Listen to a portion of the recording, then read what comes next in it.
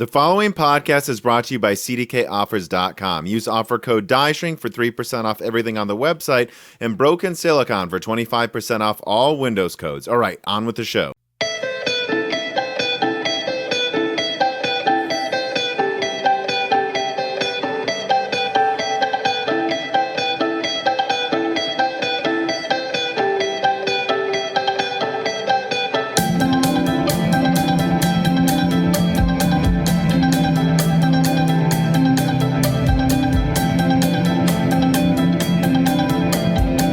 Okay, and welcome to Broken Silicon, a gaming hardware podcast. I am your host, Tom, and as always, I will let my today very patient guest introduce himself. Hi, I'm Bryan Heemskerk. I'm the lead artist at Massive Damage Games. I'm in charge of most of the art and art direction there, along with another artist that I work with.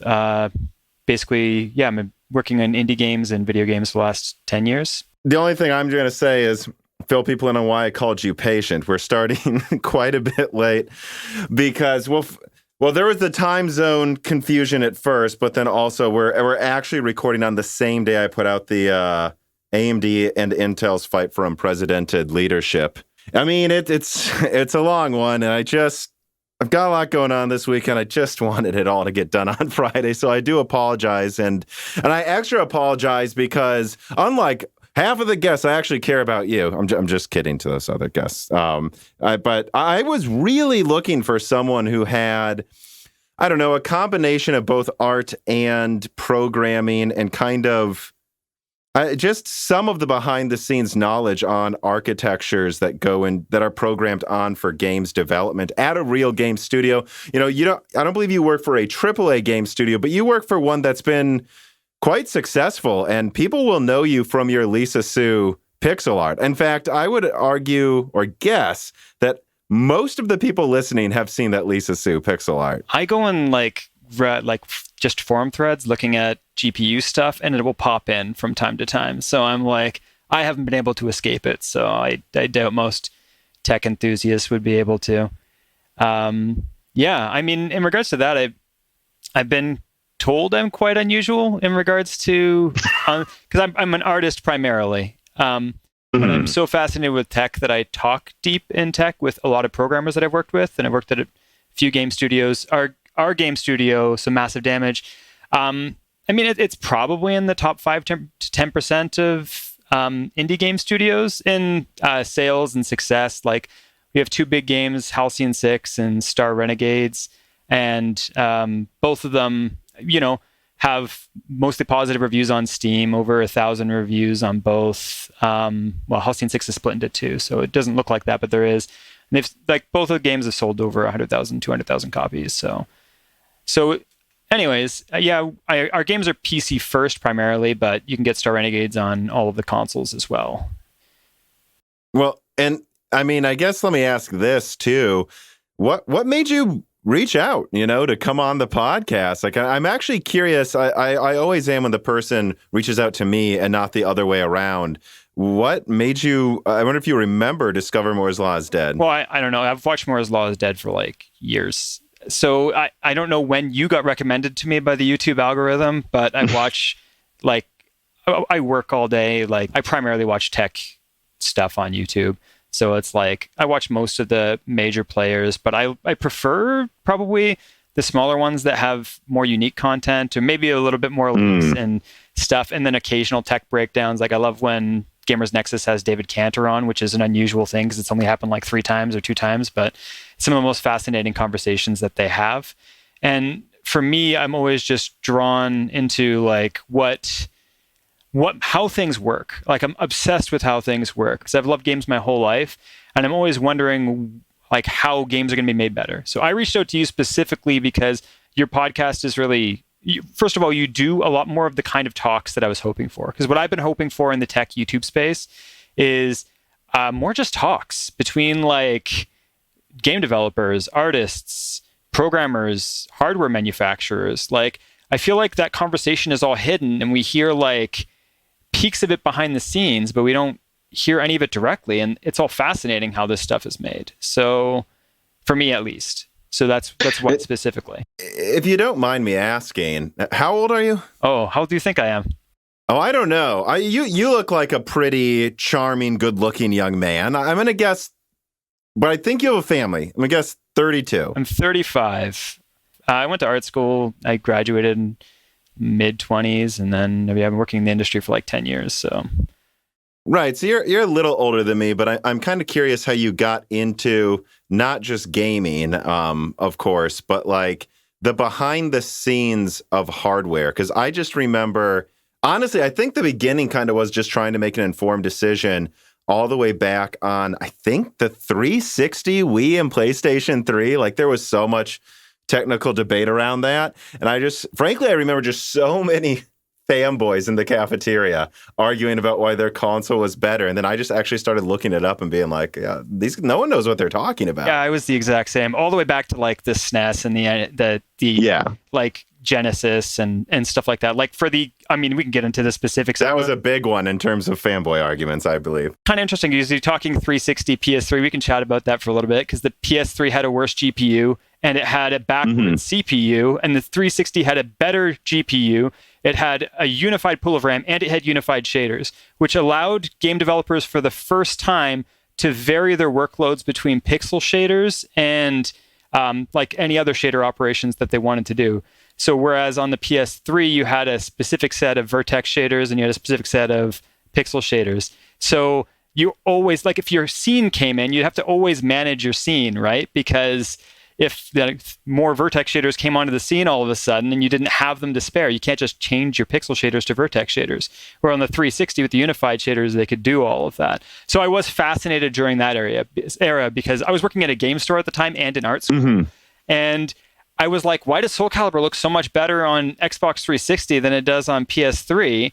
And there's a couple things. Like it had the 10 megs of EDRAM that let it basically get 4 times anti-aliasing for free if they chose to use it for that. So in the early games, a lot of times you'd get a higher resolution and anti-aliasing 4xMAA before they started doing deferred rendering. That's a different thing. So what I find so fascinating about the hardware comparisons from that generation specifically is it just kind of seems like it was so asymmetrical, the comparisons, because it's like, so the 360 comes out first. It's certainly easier to program for, certainly better balance, for sure better thought out in terms of pure gaming. But then it didn't always have a hard drive, and it used DVDs, and it didn't even have HDMI at first. So I remember, yes, if you had the right components or TV, it looked better. But I remember the PS3, for a lot of people, they would just go, oh, this looks better on my flat screen, because the other one just didn't even have HDMI. But the PS3 didn't come with an HDMI, to be fair. But set up too, because components susceptible to interference, right? So if they have just noisiness in their setup, then yes, with some of those crazy old cables, right? And so that was such a bizarre system where it's like, oh God, I remember so much too, like, it'd be, oh, the PS3 loads this game faster. And it's like, well, yeah, because it has a hard drive. So it's using a hard drive. But then also now you need to install the game for 10 minutes when you put it in. Well, there was the difference to PS3 too is the Blu-ray drive. I think it was only a 2 times Blu-ray drive versus a 16 times DVD-ROM in the Xbox 360. Oh. So what ended up happening is I think it was a 3 times discrete performance increase on the 360 versus the PS3, just because it was a much more mature version of the technology. So your initial, if it was streaming, that was an issue on PS3, and obviously the 2 RAM pools was an issue with data streaming on PS3. But it was an interesting era, and it's an interesting era because they made games backwards for PS3. Like everything that they did for PS3, they will never do again, because at the time, right, you had PS3, which was GPU weaker than 360, but CPU strong but strange, right? If you did really, really proper in-order execution that isn't going to cause any issues with your code. You had to have your code so streamlined that it wouldn't cause issues along. But what ended up happening on the PS3 is, like, if you look at Naughty Dog's work on it, it's unbelievable. They were taking everything they could away from the GPU, which is the opposite of what we do now. It's like we put everything we can onto the GPU, and if we have CPU cycles that are like for hammering the CPU too hard, we'll try to find a way to do that on the GPU somehow. But on the PS3 is the exact opposite. You had so much CPU and the GPU was kind of weak. So they were taking graphics functions away from the GPU and trying to do them on the CPU. The PS3, to my understanding, was originally designed without even a graphics card, and it was supposed to come out like 2 or 3 years, but the cell was way delayed back, and then they were like, well, this will be way too weak. So, it didn't, or at least, at the very least, the cell kind of is organized like a really older, weaker GPU in a way. And so it's not surprising they used it for that. That's my understanding. You're making faces, so I'm not an expert. You tell me where I'm wrong. No, you're not wrong. You're just Okay. It's just me thinking. When you say that it's a weaker GPU, it's like, well, I feel like they were trying to do the emotion engine again, or it's just the PS2, which was like missing a whole bunch of GPU functions that you would typically have, but it had like a crazy fill rate. So it's like in Metal Gear Solid 2, you have much crazier particles than you do in the Xbox version, just because the fill rate was so crazy on it. And I think they fell in love with that. Yeah, the emotion engine on the PS2 is wild. Like if you actually look into what it's capable of, but then it just, like in terms of like actual GPU power, it's like almost nothing, but it can do like specific things at once really well. Yeah. If you look at like Konami's games on it, like Silent Hill and Metal Gear and Zone of the Enders 2, the second runner, all of those were doing crazy things with fill rate. And I think that Sony was trying to continue that onto the PS3, which was odd. And like the PS3 cell is kind of a floating point monster, so there should be some kind of graphics stuff it should be able to do, because I mean, graphics is mostly floating point. My understanding is by the end of the generation, they were using the cell CPU for some forms of anti-aliasing. I don't remember. I think there was some FXAA that was done on it and other stuff like that. Well, this is like kind of something. I mean, I was hoping to get into this kind of in a different way, but this is fine. Because there's usually a mid-generation shift caused by something or another. Yes. Right? So you end up with a mid-generation shift based on hardware available. And so like the PS3 mid-generation shift was deferred rendering. I think one of the first games that did it properly was Uncharted 2. And what deferred rendering, I don't know if anyone knows, but you change where in the pipeline your rendering happens. And the advantage of it is you can do tons of lights. So your light sources goes up dramatically, but the downside... I believe Killzone 2 may have been actually the first one. It might have been. I don't know. But I know it was like Sony internals were really pushing the envelope on that. I don't want to say just memory which one officially does something first. Go easy on us in the comments, guys. Yeah. We're talking offhand. I don't know anything. I just had a lot of conversations and I have inklings. But so deferred rendering changed the game though, because what it did is it allowed way more light sources and way better graphics, but it made MSAA useless because MSAA would happen earlier in the pipeline. And because of that, you would end up having all of your edges aliased anyways because your lighting would happen in a pass afterwards. That's what I think. This is just from my understanding from talking to programmers and stuff. So I'm sure there's some programmer out there that could be like, it's slightly different. I'll be like, I'm wrong. But despite that, they couldn't use anti-aliasing the way that they used to. So then they started coming up with FXAA and things like that. So it became necessary to use CPU-based edge smoothing because of changing the rendering pipeline, from what I understand.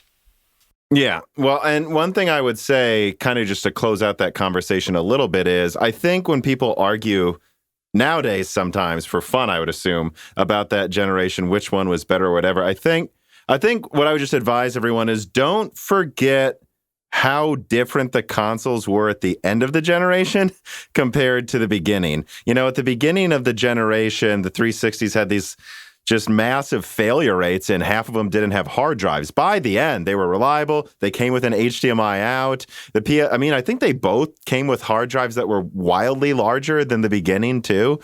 Yeah, you can't even compare the end consoles to the beginning ones, in my opinion. I mean, heck, the PS3 dropped backwards compatibility because they had to literally put a PS2 in it. They put a PS2 in it, and then they put half a PS2 in it, and they were like, oh, let's just cut the whole thing out entirely. But I mean, it's fascinating because it's like, I always hear those conversations from other people, and I'm like, you're kind of wrong. They're like, oh, the PS3 is more powerful. I'm like, in ways and not in others, right? It's like, that was actually an interesting, I think the interesting generations are almost always the ones where they're kind of equal in different ways, and you can kind of see that.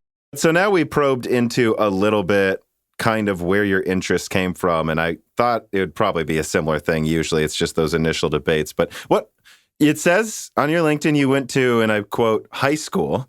And then after that, I mean, what I went to Sheridan, which is an art school in Oakville, Ontario. And I did a 4-year Bachelor of Illustration from there. And then I went to Lakehead University afterwards and actually got a Bachelor of Education. So I'm qualified to teach as well, but I've never really used that one. I teach college. I teach 2 art courses at a game arts in college. But that's just an extra thing I do on top of everything else. So then, yeah, I mean, I think the way you really wanted to get into talking about that prior console, and you have and you do some teaching. Like I'm guessing you're a type of person, when you see something that's wrong, you really do want people to know, like, the truth, though, and you want to know it for yourself, right? It probably bugs you a lot when you see some of that stuff then. Because, I mean, why else would you be a teacher if, you didn't want to? Well, I went to art teaching specifically, and this is a problem. I don't know if it's true in the US, but in Canada, there's an issue with art teaching in specific, and I think it's an issue with education in general, where to teach so in Canada, in order to teach, you need a bachelor's degree in whatever the subjects you're going to be teaching, and then you need a teaching degree. But for the longest time, there weren't practical art degrees, so it meant that 90% of high school art teachers were art historians. So they'd have an art history degree, they'd be trying to teach people practical art. So most of my friends in art school were always frustrated because they would exceed their art teacher at a specific point in time, sometimes like grade 9.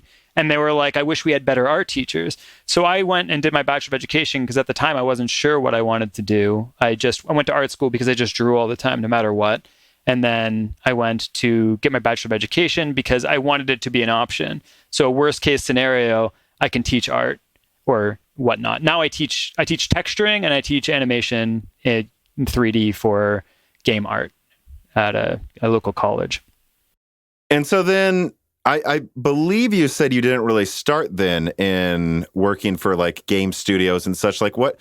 So I'm looking at your past. It says concept artist at Little Guys. What was that? So Little Guy Games, speak too quickly there, was a mobile game. It still is. It exists. It's a mobile game studio. They do a bit more VR stuff now. But when I first came out of actually teacher's college, I got married. And I was working at Best Buy at the time, and I was looking for work because I got married in New Zealand, right? And then I came back to Canada, and I just had to get the first job I could, which was working at Best Buy. And then I was applying for other jobs at the time, but I actually just got contacted outright by them. And that was during the mobile boom. So this is like post the original iPhone. So iPhone 1, iPhone 2, there was a huge mobile boom. And then the need for artists kind of rose dramatically. I think it's kind of funny because I tell people this all the time because I meet parents that discourage their kids from going into art or things like that. And I tell them, like, when I graduated from teacher's college, there was literally 10 times more art jobs available than there were teaching jobs. You went there because there were just a lot of openings in mobile, or did you think you wanted to do that? They contacted me. So at the time, I actually, my wife and I got married and we had our first kid on the way. And they contacted me and they offered me like a starting position with a salary so low, it's laughable, to be honest. And Best Buy actually, because I was actually one of the best salespeople in our district, so they offered me full time as well with like health benefits and whatnot. And I had to choose: do I take this like safe path, or do I take this super low paying art path and see where that leads me? One of them seemed more safe, but had way more prospects in the future. So I ended up taking the game job, and I worked on Super Snack Time was a big one that I did.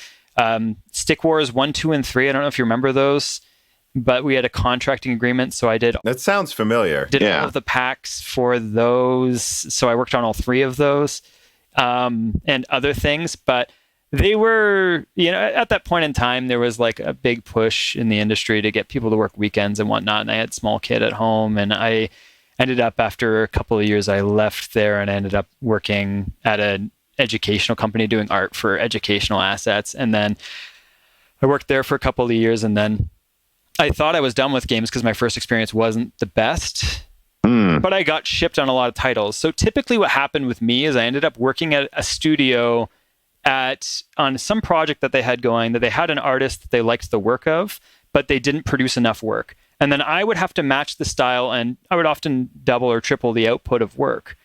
So I did that for several things, but I didn't really have any projects of my own. And the same thing happened with Massive Damage. So I actually I took parental leave on my other jobs because I was done with it.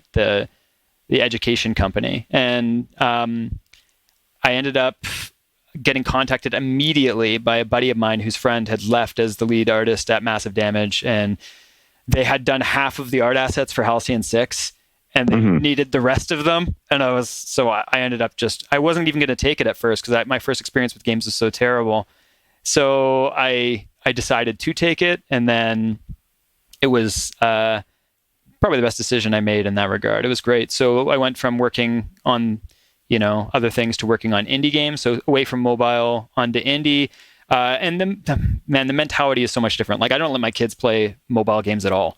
But I'm not anti-gaming. They can play PC games, they can play console games, they can play whatever. But it's like, I worked in mobile games, and you would have those meetings, and they were so different. It was never like, how much do you enjoy the game? It was like, oh, at 92 seconds, the telemetry tells us that they get uninterested, so let's put something sparkly there. It's like, versus, working at Massive Damage, and it's like any conflict you have is just because everyone really wanted the game to be good. And it's like, I can appreciate that.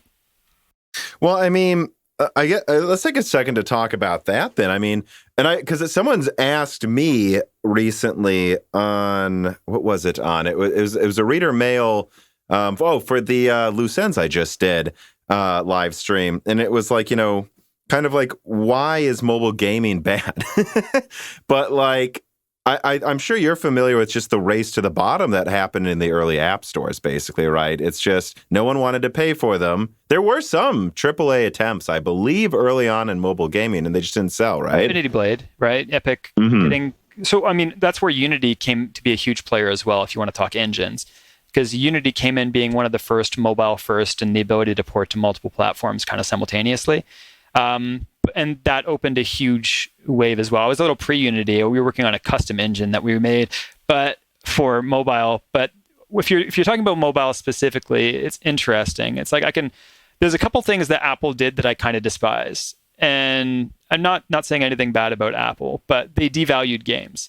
So games went from earning reputation. If you go from like the 70s and 80s, the arcades, to console games, to PC games, to games earning status, to earning their valuation of like $60 or $70. And then you had the App Store come out, and they were afraid to put anything above $5. And it completely changed the value proposition on games. So then people, because if you look right before that, the DS was crazy successful right before the iPhone. And the Game Boy. I mean, my God, and everything from Nintendo, and even the PSP. I mean, even the Game Gear did kind of okay relative. Like, it sold as well as a Wii U, I guess, and the PSP sold pretty dang well, all things considered. It's not, about 40, 50 million consoles, double Wii U, but 85. 85, really, that many? Anyways, specifically with the 3DS, so the DS right before that, people got used to spending like $39 on a game, right? And then you would hope it was good.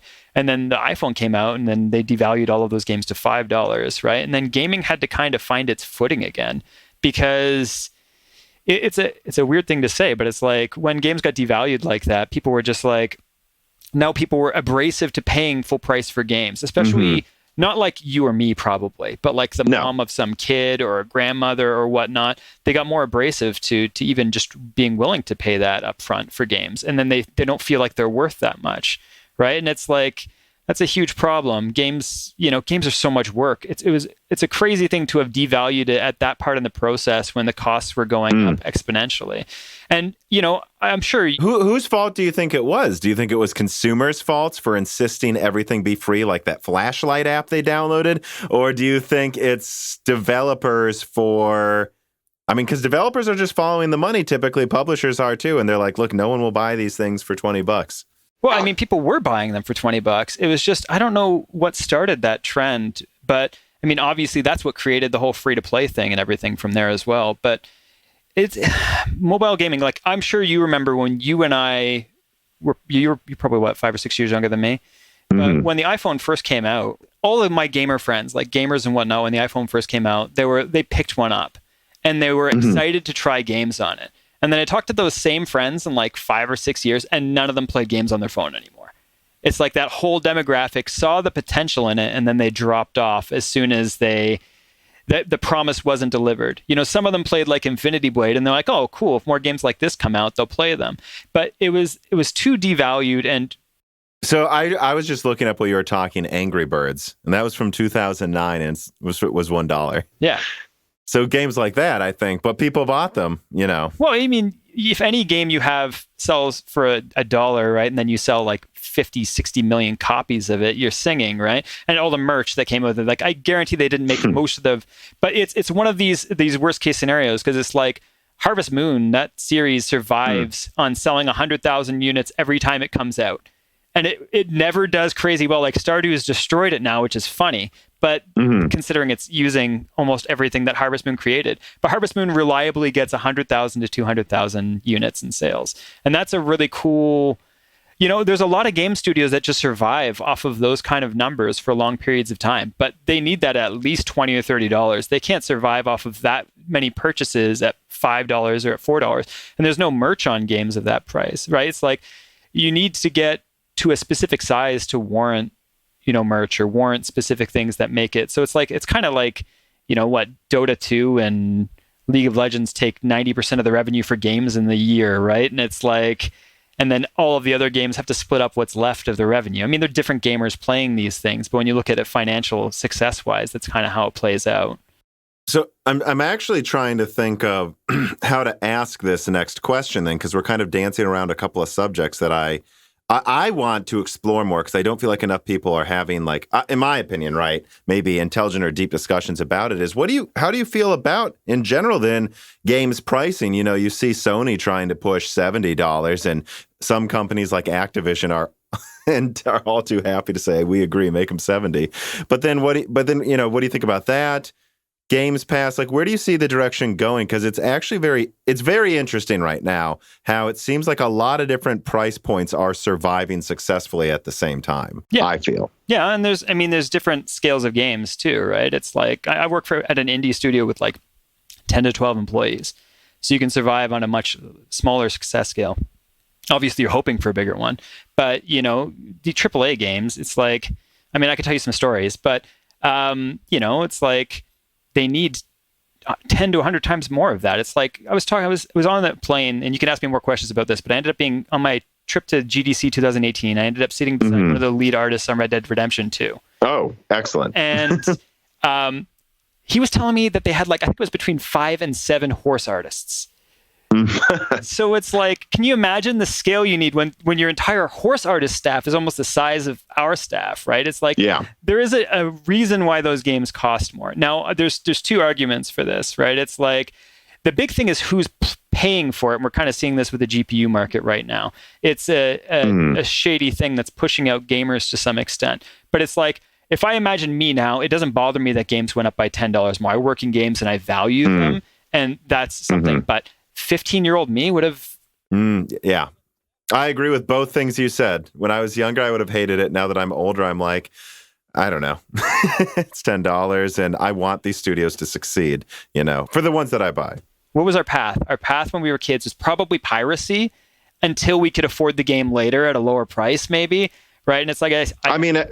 speaking for myself, at least like before even the 360 and PS3, I just remember like on GameCube and PS2 having like only 10 games total, and I played all of them 100 times because that was all I had. I could afford to maybe get one used game that was 2 years old from like a Blockbuster that they were selling off. Like, that's what I could afford, is games like that. And I didn't have any real way of knowing which game was good because the internet wasn't as ubiquitous back then. Yeah, for sure. You had to bank on like a cover sometimes, which is kind of pretty much, because it's like there's so many paths I can go in this conversation right now, but it's like I think it's kind of funny too, because it's like my favorite games are typically nowadays like 7 out of 10 that are really polarizing, where it's some people's 100 and it's some people's 60, and it's like those are my favorites now typically. Yeah. Most of the other games I just forget. I like them and I play them, but they have no resonance factor. It's like, 5 years down the road, I'm like, what the heck happened in that game? I remember finishing it, but it's like, yeah, there's games are expensive to make, and they to some extent warrant that value, but they're alienating a part of the market that might find a lot of fascination in games by putting it at that price point. And this is this is kind of what's happening with GPUs right now, right? The demand for uses for GPUs outside of gaming are exceeding gamers' ability to buy them. Because a gamer can't afford a 3090 or a 6900 XT for $2,000+ Most people can't afford a 6700 XT. But a content creator or a AI researcher or a whatever, like a video editor or a miner, all of those people can afford GPUs at that price. And this is a weird thing where we're being pushed out of access to our own market because of the this is kind of the interesting thing about GPUs getting too general purpose in a way that now, with obviously the, dropping nodes and getting more and more shaders and on GPUs, the amount of computation there is just exponentially increasing. It's absurd. I mean, even if Ampere, some people would argue, cheated with how they get to the number. I mean, we're talking about 40 teraflops. That's absurd to think about being in a graphics card 10 years ago, But about games pricing and pushing people out of the market, both with GPU prices and games pricing, which is an interesting comparison because they kind of are happening at the same time. Well, they are happening at the same time. This is happening at the same time. It seems like GPU is coming down a little bit, but it's kind of, I mean, the games price is going up by $10 isn't terrible given inflation. I mean, a Super Nintendo game I picked up when I was a kid was roughly the same price as games are now.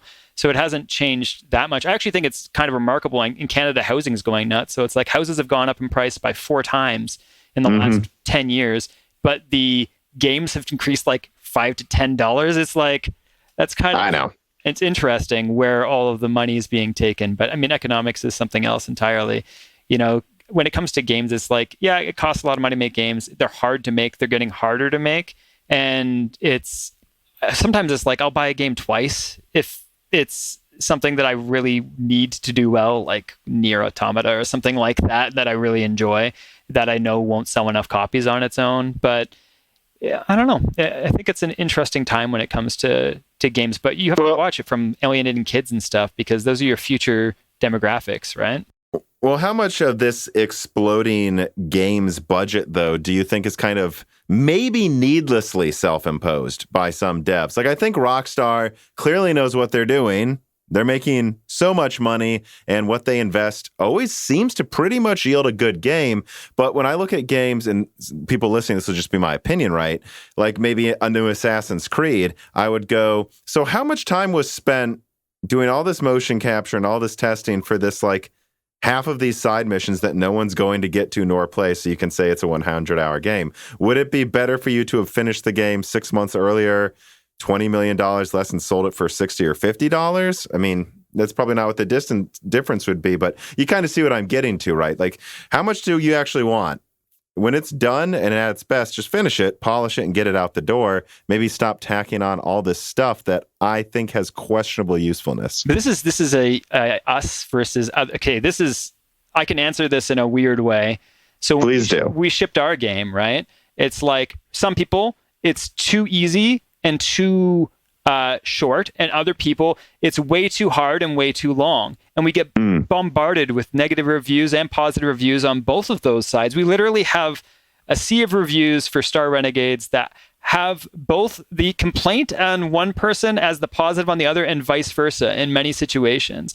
And trying to make a game that pleases everyone on all of those fronts is really difficult sometimes, right?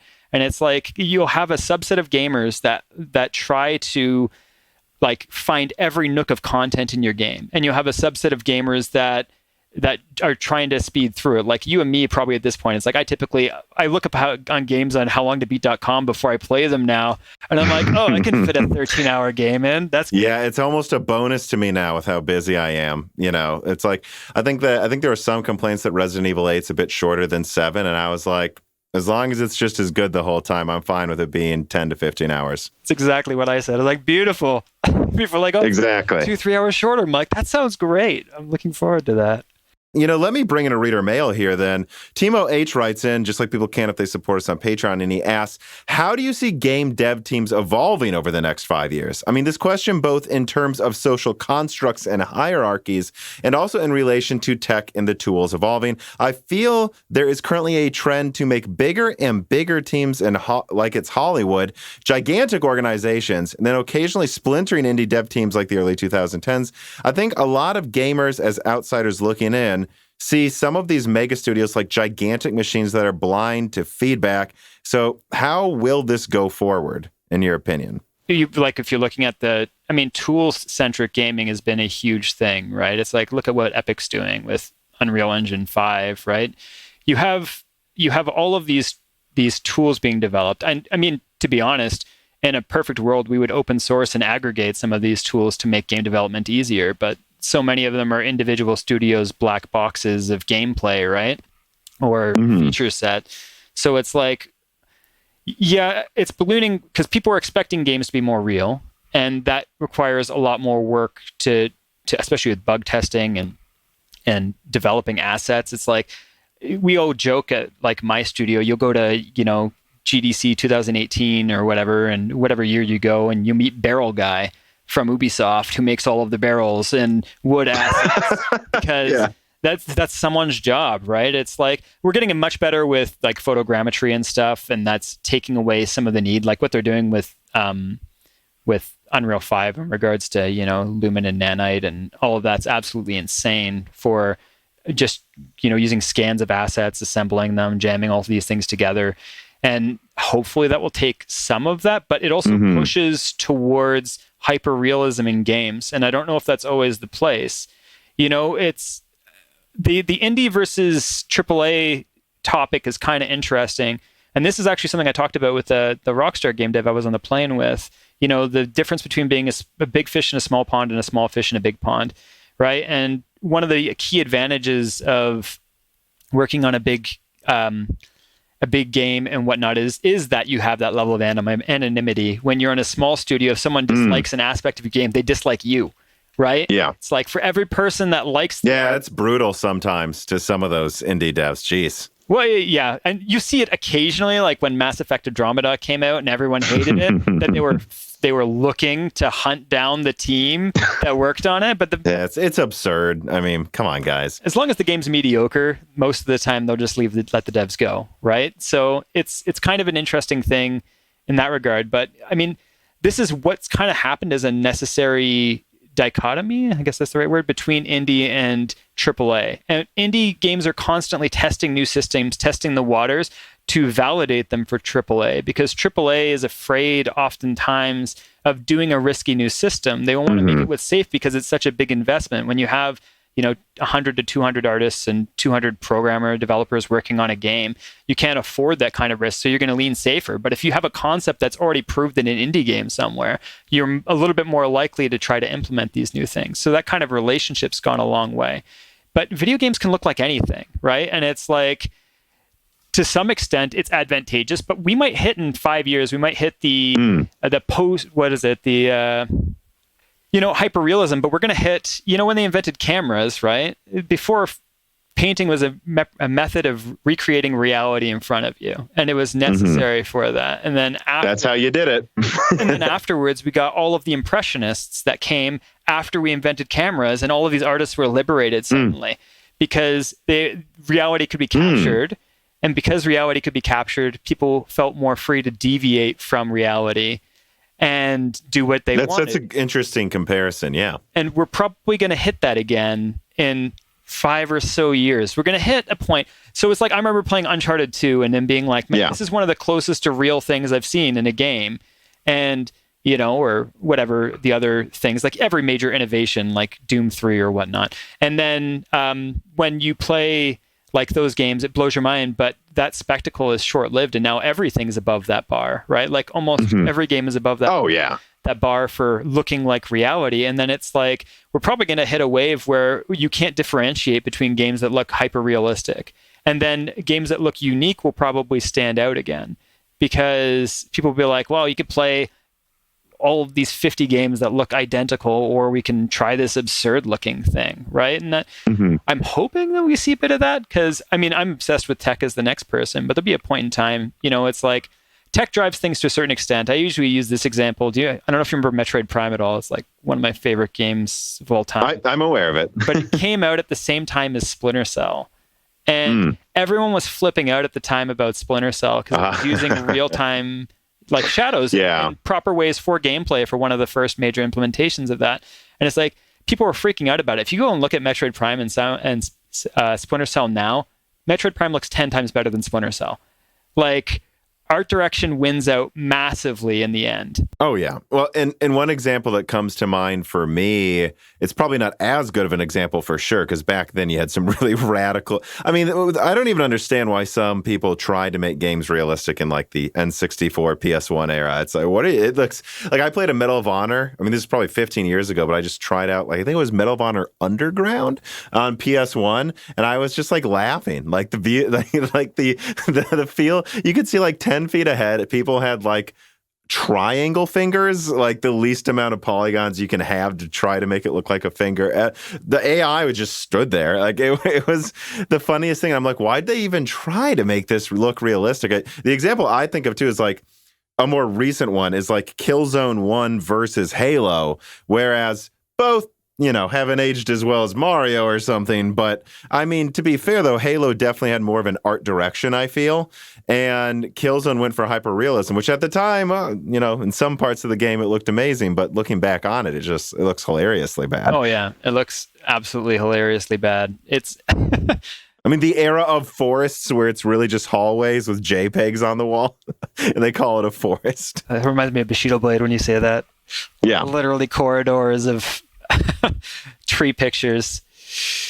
I think this is a good time to pivot into this question. So Melodic Warrior writes in, what was the initial reaction that programmers and developers that you knew had when ray tracing started to become more than a buzzword in the gaming industry? Also, if you have the time, I want your thoughts on Unreal Engine 5. Okay. Yeah. So ray tracing. I mean, my thoughts on it are something else. We were all kind of excited, like when I talk about my game studio, and I was at the RTX event. Like in 2018? 2018, I was at the Gamescom RTX event. I went there with a different question, and this is something that, but I think it was exciting but premature, and that was kind of the sense we got. Like seeing the demos there was a bit premature, right? It was like, we were all excited of like, because all of these things, it's like, I wasn't looking at it, and I don't think most of the people at the event even were looking at it as this is what it's going to be. It was like, no, this is the implementation of something that's going to be really useful in, 10 to 15 years, where it's like... Not in 3? Well, I mean, there's... No, I'm kidding. I mean, I pretty much agree, yeah. Like, if you work in games, all the places you cheat, right? It's like... For instance, ambient occlusion is like all cheated, but ambient occlusion happens in real life when... rays of light have issues bouncing into corners. So you get gradual fading, like you get the pockets of shadow in corners because light can't bounce as much into the corner, right? And that's why it happens. So it's a thing that we cheat in our pipelines, but it's free with ray tracing, right? So it's like, and that's if we're using it for global illumination, right? It's like, this is kind of like the big questions about ray tracing. I have questions about ray tracing in general, but it's like, I'm kind of wondering what can be done, because we're getting to the point where we can do global illumination through other means that looks almost identical to ray tracing. Yeah. And then is it worth doing it with ray tracing cores? Because ray tracing cores will always add time on the pipeline, especially in Nvidia's implementation, because it needs so much of the frame to be done to render that you end up with, tacking time at the end of everything when you're using it for that, which is kind of interesting because the acceleration is super fascinating. So if you imagine we found some other use for art in video games to use RT cores that we could use asynchronously, that would be amazing, because that acceleration would be super useful, but waiting for your frame to be done before you do anything to it is kind of an issue. So I think that, like, generally the thoughts around it are, we want the hardware and GPUs. We're excited for the hardware to exist. As an option, at least, because you can use it for so many things. Well, and as a means to improve, right? Not for current implementation, maybe, but as a path forward, right? That's kind of an interesting thing. My thoughts in regards to Unreal 5 are a bit different. Like, I have issues with Unreal 4, and I can go into that when we talk about the... That one didn't seem as popular. I mean, maybe it was, I don't know, but 3 was ubiquitous. Well, yeah, but and again, maybe I'm a dum-dum, I don't know, but at least what I remember in the 360 gen is everything used Unreal Engine 3. The Unreal Engine 4, I think we're seeing a lot more engines compete with it. Now, I know they're making more money than ever, so... at least in AAA games, I've noticed that. This is kind of something like I've been honestly like lying in bed thinking about this conversation and thinking about what my paths to specific parts on hardware were going to be. And I was kind of imagining where we would go. But when we're talking about this, it's like all of this kind of comes back to when I went to Gamescom to the RTX event and I was asking how tech reviewers, so I went to that conference with a specific question to ask tech YouTubers. This is an issue that I've had with tech YouTubers. And this is how they review GPUs without ever using the word pipeline. It doesn't make any sense to me how you could ever review a GPU without the word pipeline. And for many good reasons. So if you took like a really concrete example of something like an RX 480 or a 580 versus a 1060, this is like the most fascinating thing ever. And we actually have proof. It's like people they'll do a video and they'll do like 30 games and they'll try to test the frame rates on it. But we have proof that field is skewed.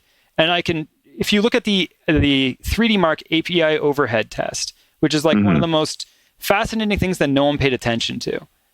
And when you look at the DirectX 11 results, what you end up with is in single thread with an RX 580, you end up with about 1.8 million draw calls per second, which is similar to a 1060.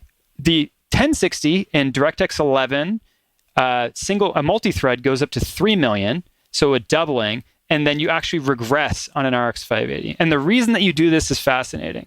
So the reason is with the GeForce 900 series, NVIDIA stripped out the hardware scheduler. They just straight out took out the hardware scheduler, which is a bad thing to do that gave them a huge advantage at the time because it let them cut down the amount of heat that was generated by the GPU, the amount of electricity that it was pulling.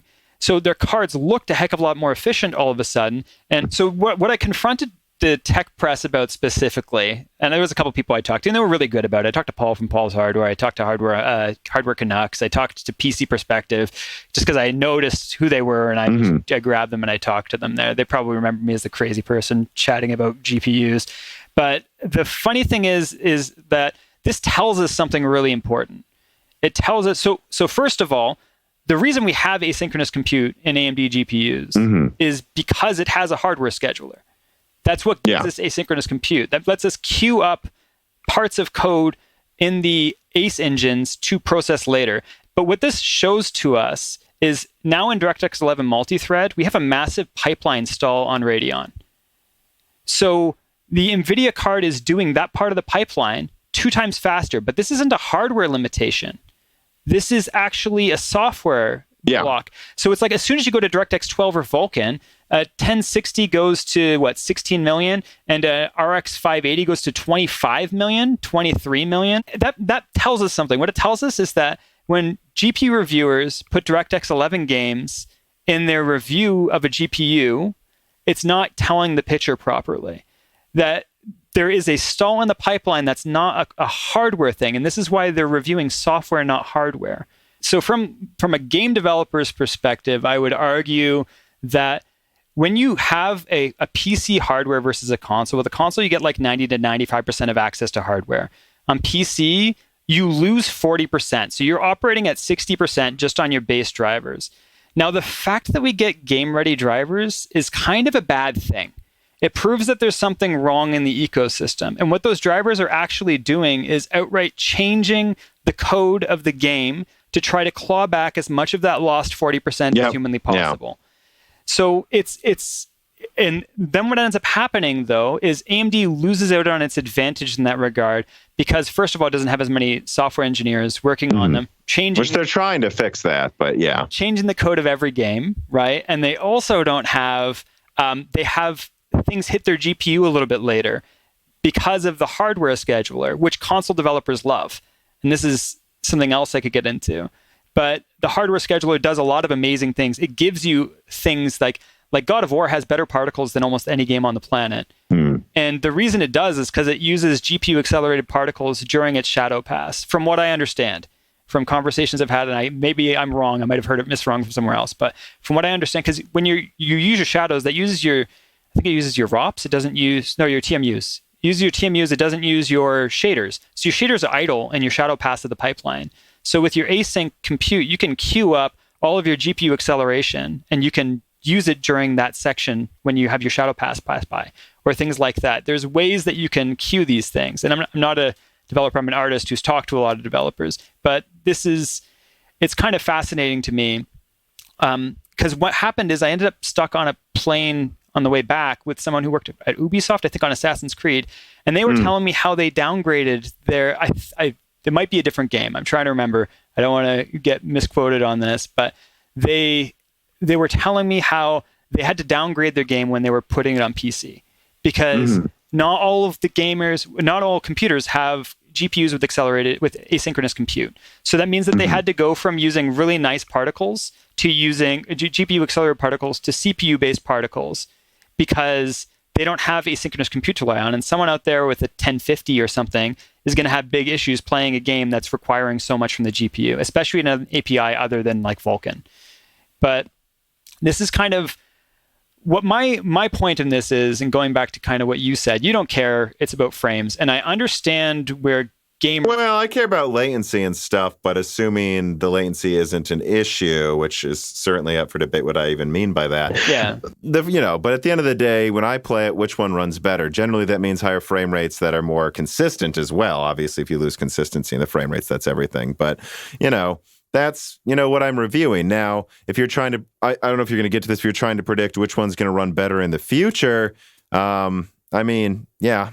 hard to do that, though, without coming off as biased, because all they're going to do, honestly, just from a real politic, like, let's get down to brass tacks and be honest about this, like, a reviewer might be hesitant to do that, because if they say, well, I'm going to tailor my games to try to predict the future, all you're going to get is everyone in the comments saying what you're doing is being a fanboy, and it hurts them. Oh, yeah, totally. And that fanboy stuff goes all over the place. And this is kind of interesting. For me, it's like purely a hardware reviewing perspective, because what I'm obsessed with is the hardware. And my biggest fear is a monopoly. My biggest fear as a monopoly is because that gave us quad cores for like 10 years. And, that's what ends up happening when you have a monopoly in the playing field. You end up with someone just kind of releasing the same thing over and over again with really slight iterations. And Radeon gets a bad rap because they lost 3 generations with better hardware, in my opinion. The hardware performs worse in Windows. So gamers are right to have an issue with how the hardware performs. But they might not think as poorly of it as they do if they understood that it wasn't performing as it should, right? And this is kind of my thought. I might actually take the devil's advocate argument and say it shouldn't matter. This is how it performs. It doesn't matter whose fault it is. And gamers should only want the performance they're getting. Yeah, I think that like my heart, this is my personal heart, is I just want people to view the hardware for what it is. And when I want Nvidia to beat AMD, I want them to beat them by out-engineering them. And when I want AMD to beat Nvidia, I want the same. I want both of them to just be trying to build the best cards they possibly can. And that's what's personally fascinating to me. And the issue is because there's a bunch of things that happen in regards to this. So when you have like a pipeline stall, right, it means that technically every DirectX 11 game a reviewer puts in their bench is skewing hardware, right? It's just a technical thing, because they'll be playing those games. But I was going to say, but that's the game they're playing, man. Come on. That's fine. But the thing is that they're saying that they're reviewing hardware when they're really reviewing how software performs, right? And it's a distinction, but it's a distinction that changes your outlook on the product itself. And this is what I think is fascinating, because it's like, I can forgive something that isn't doing its best because it can't, right? I can't forgive something that I feel like isn't doing well. let me move the conversation forward with this, though, right? Because I understand what you're saying, but something you wanted to bring up is you said you asked a lot of devs if they were building a console, would they put like a Vega 56 or 64 in it? Or let's just say 64 because it's closer. Would you put a Vega 64 in it, or would you put a 1080 Ti? Well, I was surprised at the time because that was before I'd gone to any major conferences, and I expected... And so was this like right after Vega came out, so like 2017? I guess it would have had to have been, wait, didn't the 1080 Ti come out? Yeah, it came out in 2017, before Vega. Yeah. This is pre any of... This is when they were the two most recent cards on the market, which is... And I was just surprised because I expected, given the perception of, like being on the internet watching videos, that almost all of them would pick 1080 Ti, but almost none of them did. And specifically, when it came up, it was almost always because of taking advantage of things like asynchronous compute in your pipelines and things like that. So, but you're saying, though, all things considered, all things being equal, if Vega were, in your opinion, based on, and not just your research, but talking to people, like actual developers that understand the hardware and program it, they said if Vega 64 had been fully utilized, that it should have performed as well as a 1080 Ti or better, is what you're saying. It's not even necessarily that it performed better or whatnot. It was that there was more they could do with it in a console. Right, especially for like GPU and they had both half floats on Vega 64, right? So that they can mix up the workload between half float and full float, and they had they have asynchronous compute. They had all of the async compute engines, and the developers were really used to using them on PlayStation and Xbox at that point in time. So it was more so the feature, because in a weird way with PC development, you have to tack on features. So base development is kind of feature weak, hardware rich, which is the exact opposite of consoles in some regards. It's a bit more like feature rich and hardware weak. So you have access to a lot of hardware features on a console like asynchronous compute, where you can queue up things. Direct access, and unencumbered, you might say, access. Whereas when you make the game on PC, you still have to make it to the lowest common denominator. I can't even tell you how many times someone says that our game's running terribly, and they're like, look at their hardware, like, oh my gosh, you're running it on like a Phenom x4 still, right? Like, what are you doing, right? It's like you have, and then they might have put in a crazy GPU and they think it's okay, and it's like, oh, there's so many ways to bottleneck a PC. But it's, anyways, that's what they were saying, and it wasn't necessarily that it'd be more powerful. It's what they would have preferred in a console, right? It's like for the ability to have access to more things, because all of that stuff. So if I may, then it kind of sounds like what you're saying is they found the Vega architecture to be more malleable to different types of special effects and different types of games, whereas the 1080 Ti was really good at running DirectX 11 fast as hell, right? But if you wanted to add a new effect, a new particle effect, like some of the stuff like that, I know, just because we're on the subject, I know that, like, for example, the PS4 and PS4 Pro like double the asynchronous compute units that they should have had to their desktop counterparts, and that, if I remember correctly, infamous Second Son used that for crazy particle effects. But you can use it for particle effects. It's kind of interesting because it kind of pulls in the ray tracing debate again. So it's like, should you ray trace shadows? It's like, if you ray trace shadows, you're taking away the part of your pipeline that would leave your shaders free to do asynchronous compute workloads, right? It's like there's kind of funny things like that where it's like, what are the trade-offs? Is it worth it? You can do a bunch of stuff for basically free performance if you have specific things being rasterized by other components. But it's like the argument's just more nuanced, and I kind of just, I guess I'm personally craving nuance in arguments. And that, it might not be appropriate for gamers, but I wish there was somewhere on the internet where you hear more conversations like this, right? That's kind of my thought in this, where you have, it's like, the 1060 versus the RX 480 is fascinating because the 1060 has way less shaders, but it has more ROPs, and it has, and it's like, so there's specific parts. So it's like, you can tell, it's like you watch Digital Foundry or something, and they'll have, every time an explosion hits on a scene, the 1060 will chug and the 480 will be fine, right? And it's like, but people aren't talking about pipeline and reviews. So it's like, I see what you're saying.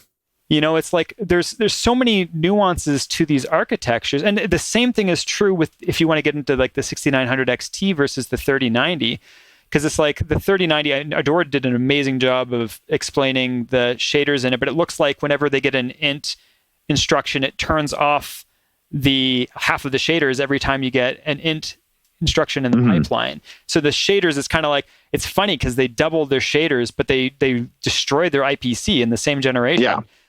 Oh, it's like literally like 1-to-1 consistent. You can look and see that all things considered, a Turing teraflop, I'm putting my hands up to make quotes, a Turing teraflop is like 33% better than an Ampere one. Pretty consistently across the board, to the point that it's almost funny how 1-to-1 it seems to be in every matchup I've done with graphics cards between them. Well, the 5700 XT caught up, which was really interesting because the 5700 XT right next to the 2070 Super, their hardware is almost identical. I think they have almost identical shaders, ROPs, and TMUs. And provided the game ecosystem is identical, they perform almost exactly the same, clock for clock. So it's interesting going to Ampere afterwards, where you actually have the opposite. Now, Radeon... Yeah, no one saw that coming, by the way. I know I had my Ampere leaks where I got some things wrong. I don't know. Almost no one saw the doubling of CUDA cores coming, which tells you, and it's almost in the opposite direction you'd expect them to go, watching them go to Turing. And it's like, they just went back to lower IPC out of nowhere. Holy crap. Nowhere. But they really ramped up the shaders. And it's like, that's the fascinating thing, because it's like, now it's weird because you'll hear people say like, oh, the 6900 AT is really good at like raster, right? And then the ray tracing performance is better on the 3090. And it's like, but it's much more nuanced than that. It's like, oh, I agree. The 6900 XT has less shaders, but it has way higher clocks, and it has a similar amount of ROPs and TMUs. But those clocks mean that the 6900 XT is like a fill rate and texel monster. So the parts of the pipeline that are texels and just like fill is nuts. It's going to be so short on those parts of the pipeline, and then it'll be slightly long on the shader parts of the pipeline. So it's like, it's a more nuanced argument, right? So it's like one of them is going to win whenever you have those types of game code, and the other one's going to win whenever and then games that use more of one effect type or feature type and how they build their game will do better on one versus on the other. And it's kind of fascinating, right? Well, and I've done a decent amount of reviews now too. I've messed with the 6800 XT, and one that seemed to overclock incredibly well. An A6000, a 3080 Ti, 3070, 6700 XT, and I just find that a lot of the times the Ampere competitor to whatever they're matching it up with from AMD, it doesn't perform as well as I feel like it's often perceived to, as being better at, certain resolutions and stuff. But if you're in 4K, assuming you're not running out of VRAM, which you are all the time with a lot of these Ampere cards, it tends to not drop as much in like the mid frame rates in 4K, probably because of how many shaders it frickin' has. And I find that, and it's almost like the opposite of what happened with Pascal. Again, it's almost the opposite of Pascal. That's what Ampere is. It's I don't know, it's all really... Not that RDNA 2 chugs. I actually don't find it does, because it certainly has enough shaders. Yeah, they're really interesting. And it's like, it's one of these weird things, because it's like, I always go to Game GPU, which is like a Russian site that does a really good, they have the most comprehensive, like, and it's like every time I see the Unreal logo on it, the game will run 30% worse on Radeon hardware, right? And it's like, and I know with Unity, I work in Unity all the time, and it has like physics as its base set up for how, like, I'm going to give Unreal 5 a clean slate, because they're building Niagara, and they're stripping out a lot of proprietary technologies and building their own. So I'm excited to see where that goes. But there's a lot of proprietary technology built into both Unreal and Unity, and it's like, because I'm always excited with the hardware innovations. I'm like, what can this do? I was probably more excited, like the most excited I've been by Nvidia in a long time when they announced RTX, just because I'm like, what can this do? Where can we see this going, right? And it's like, versus stripping out hardware schedulers, that doesn't excite me, right? I'm like, oh, what does this mean that we can't do, right? From a game developer's perspective, but... Well, you brought up RTX again. If you don't mind, I kind of want to get to some of the reader mails regarding it. Type 2501 writes in, and he asks, I would like to know about the future of ray tracing in game development special effects. At first, we were promised that ray tracing would lower the development cost of good-looking games by removing the need of labor-intensive pre-baked shadows and lighting. Fast forward to today, what has ray tracing actually brought to the table, and will it change the gaming industry like rasterization did in the 90s? Thank you very much for coming on, by the way. yes, it's like there's so many things that we cheat right now in our pipelines, right? There's like ambient occlusion is a cheat across the board. Reflections are cheated across the board, right? It's like all of these things, technically, if you had a game that you were using perfect ray traced reflections and global illumination, you would be able to build the game simpler. Mm-hmm.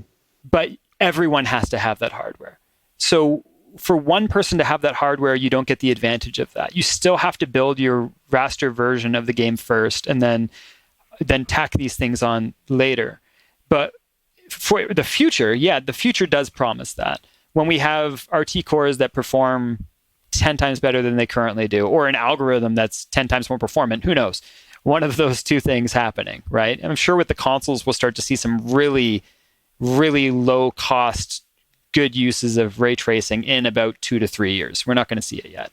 But well, and I have actually a couple examples too of like my problems with ray tracing. It's like, which I think I'm kind of just, maybe this type of conversation's been had to death, but it's like really, it seems super useful at shadows, like you brought up. Like that's just, I'm going to be honest, on most games I've turned, like 5 years ago, I would turn shadows down to medium because I thought the ultra shadows were just like more of them and blurrier than what the medium shadows look like. They didn't actually look, they're probably more accurate in close to real life, but I didn't actually find they looked good. I thought they looked pretty terrible. Like the flickering, like low-res shadows in Far Cry games and stuff. Especially in the self-shadowing.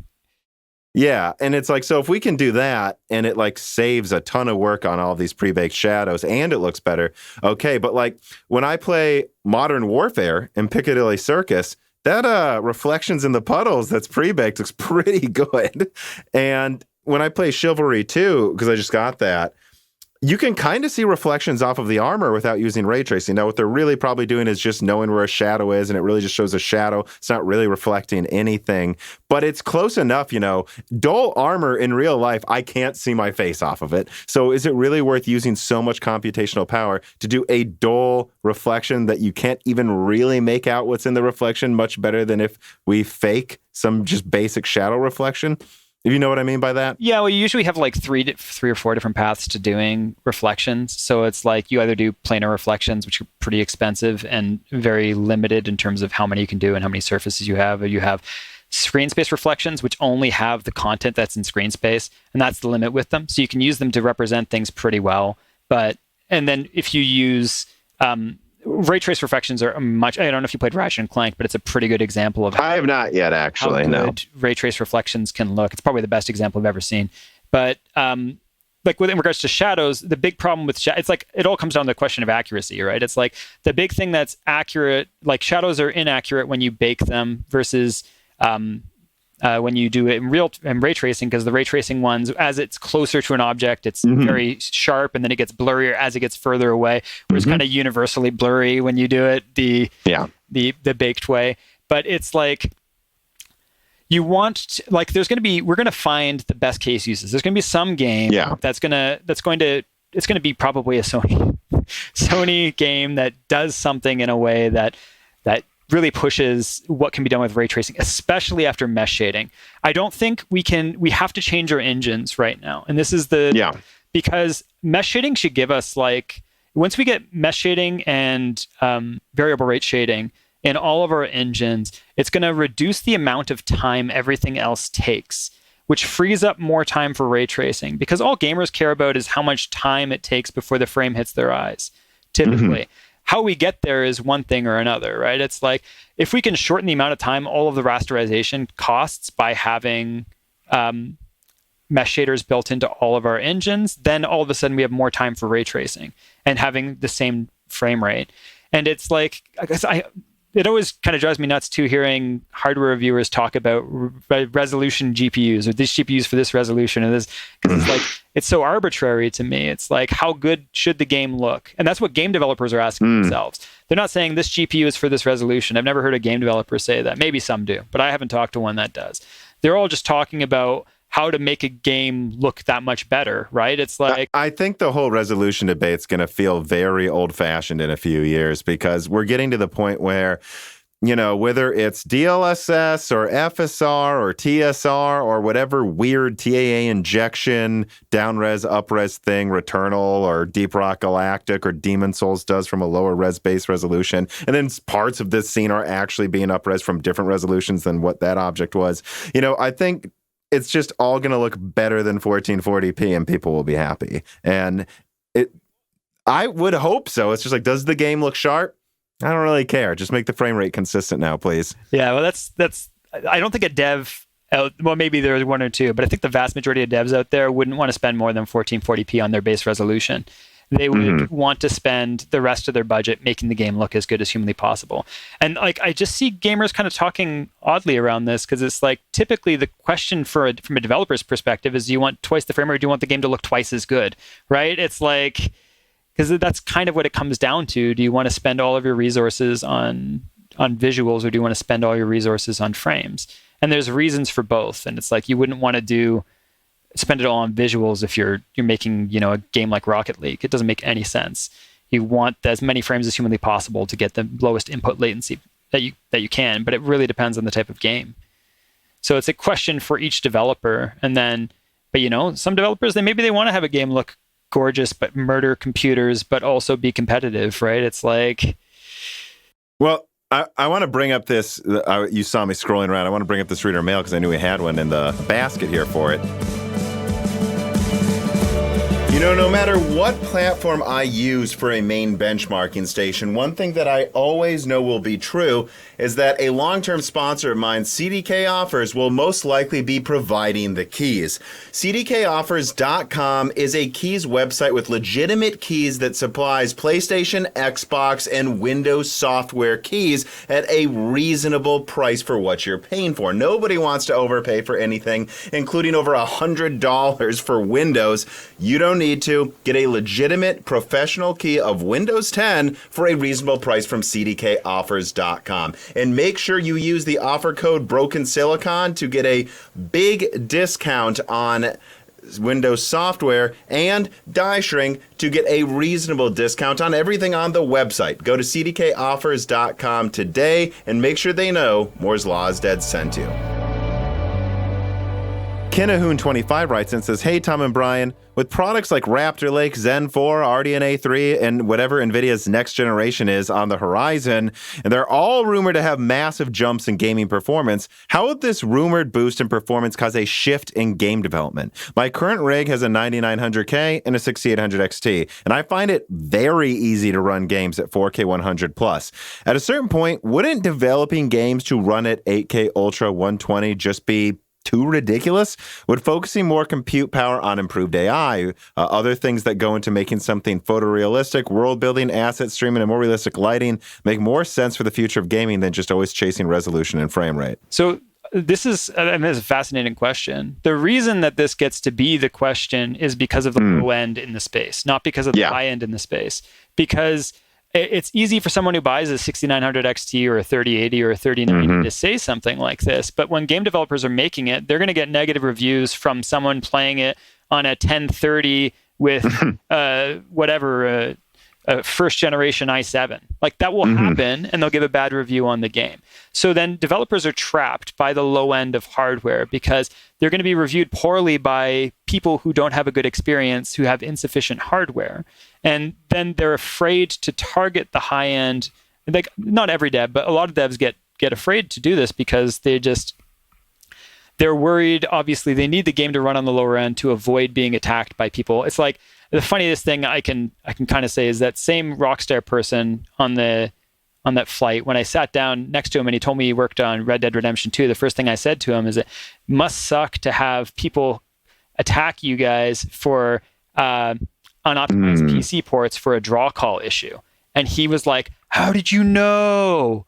Was the first thing he said to me. And this is kind of where all this comes from, right? It's like, well, and people, I just want to jump in here. They say unoptimized, but when I looked at the benchmarks, PS4 Pro runs it at half 4K at 30 frames, and it certainly drops down to 25 or something sometimes in the cities.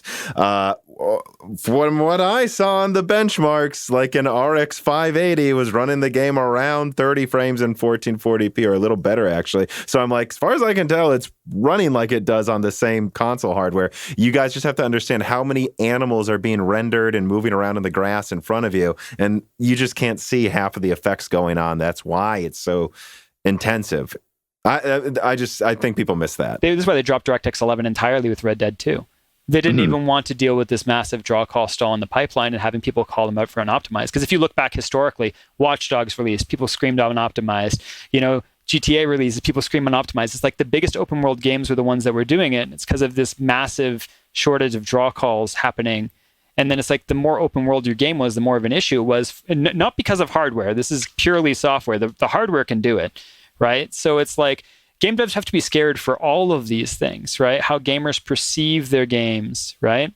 So when they are making it for, like, let's say that for this console generation, they're expecting the worst case scenario to be like a 3060, right? That's what they're hoping. In 3 years, everyone will have at least a 3060. That is their hopes and dreams, I bet, the most developers. Because if that's the case, then they can give everyone the games they want to make at 1440p. That's what they're hoping for. Then they can make the games and go ahead, pushing the graphics as much as they can so that everyone can have a good time at 1440p, which leaves the vast majority of the over-hardware people with more insane hardware, the world of higher resolutions are left to them. And graphics features, because this is the other thing, is like a lot of the features aren't the ones that devs may have wanted, and sometimes they are. Sometimes devs get to do whatever they want, but sometimes what happens is, like, the features they put ultra versions of are just scaled up versions of settings that already exist that scale well on shaders. So it's like, hey, if someone has 3 times more shaders, we can triple their class, or whatever we can do. You set little sliders in your thing that take advantage of, or we do ×4 on the volumetric lights or something like that, right? It's like you have these sliders and they do these kind of things, but it's not usually what the artistic intent is behind it. Just kind of funny, because I remember Raja when he worked at AMD, getting attacked for talking about how when he talked to game developers, he was saying that they were targeting medium settings where the art direction was actually set for, and then everything above that was not. Yeah. PC gamers were not happy hearing that at all, but it's kind of funny, right? Because it's like, to some extent, it's not always the case. You definitely see, like, I'm sure that the developers of Control and Metro Exodus would say the exact opposite. They just do what they want. I feel they're good at that. They're good at riding the line, but smaller studios don't have as much resources to push around to do that kind of thing. Well, let me ask this question. Johnny Tightlips writes in, and he says, in your experience, what single specification of the hardware you're making games for do developers typically wish they had more of? In other words, more RAM, faster storage, more CPU cores. What do they really want? As an artist, I have a completely different answer than a programmer. Well, let's hear both. Well, I feel like my experience working on games is hilarious because developers waste as much RAM as they have. They'll always ask for more RAM. So devs will almost always want more RAM, but I've seen, and working on not necessarily this studio, but a lot of other game studios that I've worked with in the past, the more RAM they have, the more they just fill needlessly. Just fill it right up. You just fill it right up. And then they're always optimizing at the end to just get it below the line. And that's what they do typically with RAM. So it's one of those things where I wouldn't say RAM is the most important. I'd always say, give me more shaders, give me more TMUs. I love, because I know some developers listen to this. I would love if they chimed in the comments. They probably would murder me. No, but maybe, I don't know, maybe some of them will admit they agree with you. But and that is what I just watched a video about a Switch developer who said that's what they do. They make the game and they just try to fit it into the Switch's amount of RAM. Yeah. Yeah. But in that case, you would say maybe they do need more RAM. Oh, yeah. And it's like, it's all time constraints too, right? It's like you're always going to exploit whatever isn't giving you trouble in game development. If you're having no problems with something, then you don't deal with it until it's a problem at the end. And then you're almost always forced to target the things that are causing issues all along the way. So you wouldn't say RAM, though. What do you think they should be asking? I like shaders, drops, TMUs. That's my thought. You just want a 100 teraflop graphics card. card. This is an artist, right? Like, the more you have from of that perspective, the more stuff you can put in your scene, right? It's like, that's kind of where I get more excited, where it's like, but from and I think we're going to see really interesting things this generation, because the PS5 and the Series X are the first time we're really seeing the CPU get liberated in a long time. And I think mid-generation, we're going to see a big innovation with mesh shaders, and we're going to see a big innovation with people finding uses for CPUs they haven't done before. And I don't know what they're going to be, but the fact that we're like, yeah, it's like a 2 or 3x GPU performance increase on these new consoles, but it's like a 6 to 8 times performance increase on the CPU. And a 100x in the SSD. And Ryzen's kind of fascinating, because it's like, I think it's funny, because like people think that the biggest innovation with Ryzen is the cores, but I'd say the biggest innovation that we haven't even seen the full potential of yet is Infinity Fabric. I think Infinity Fabric, and this is my personal speculation, but I think that's why AMD is buying Xilinx. Infinity Fabric seems to be something that Intel is having a huge problem creating a competitor for.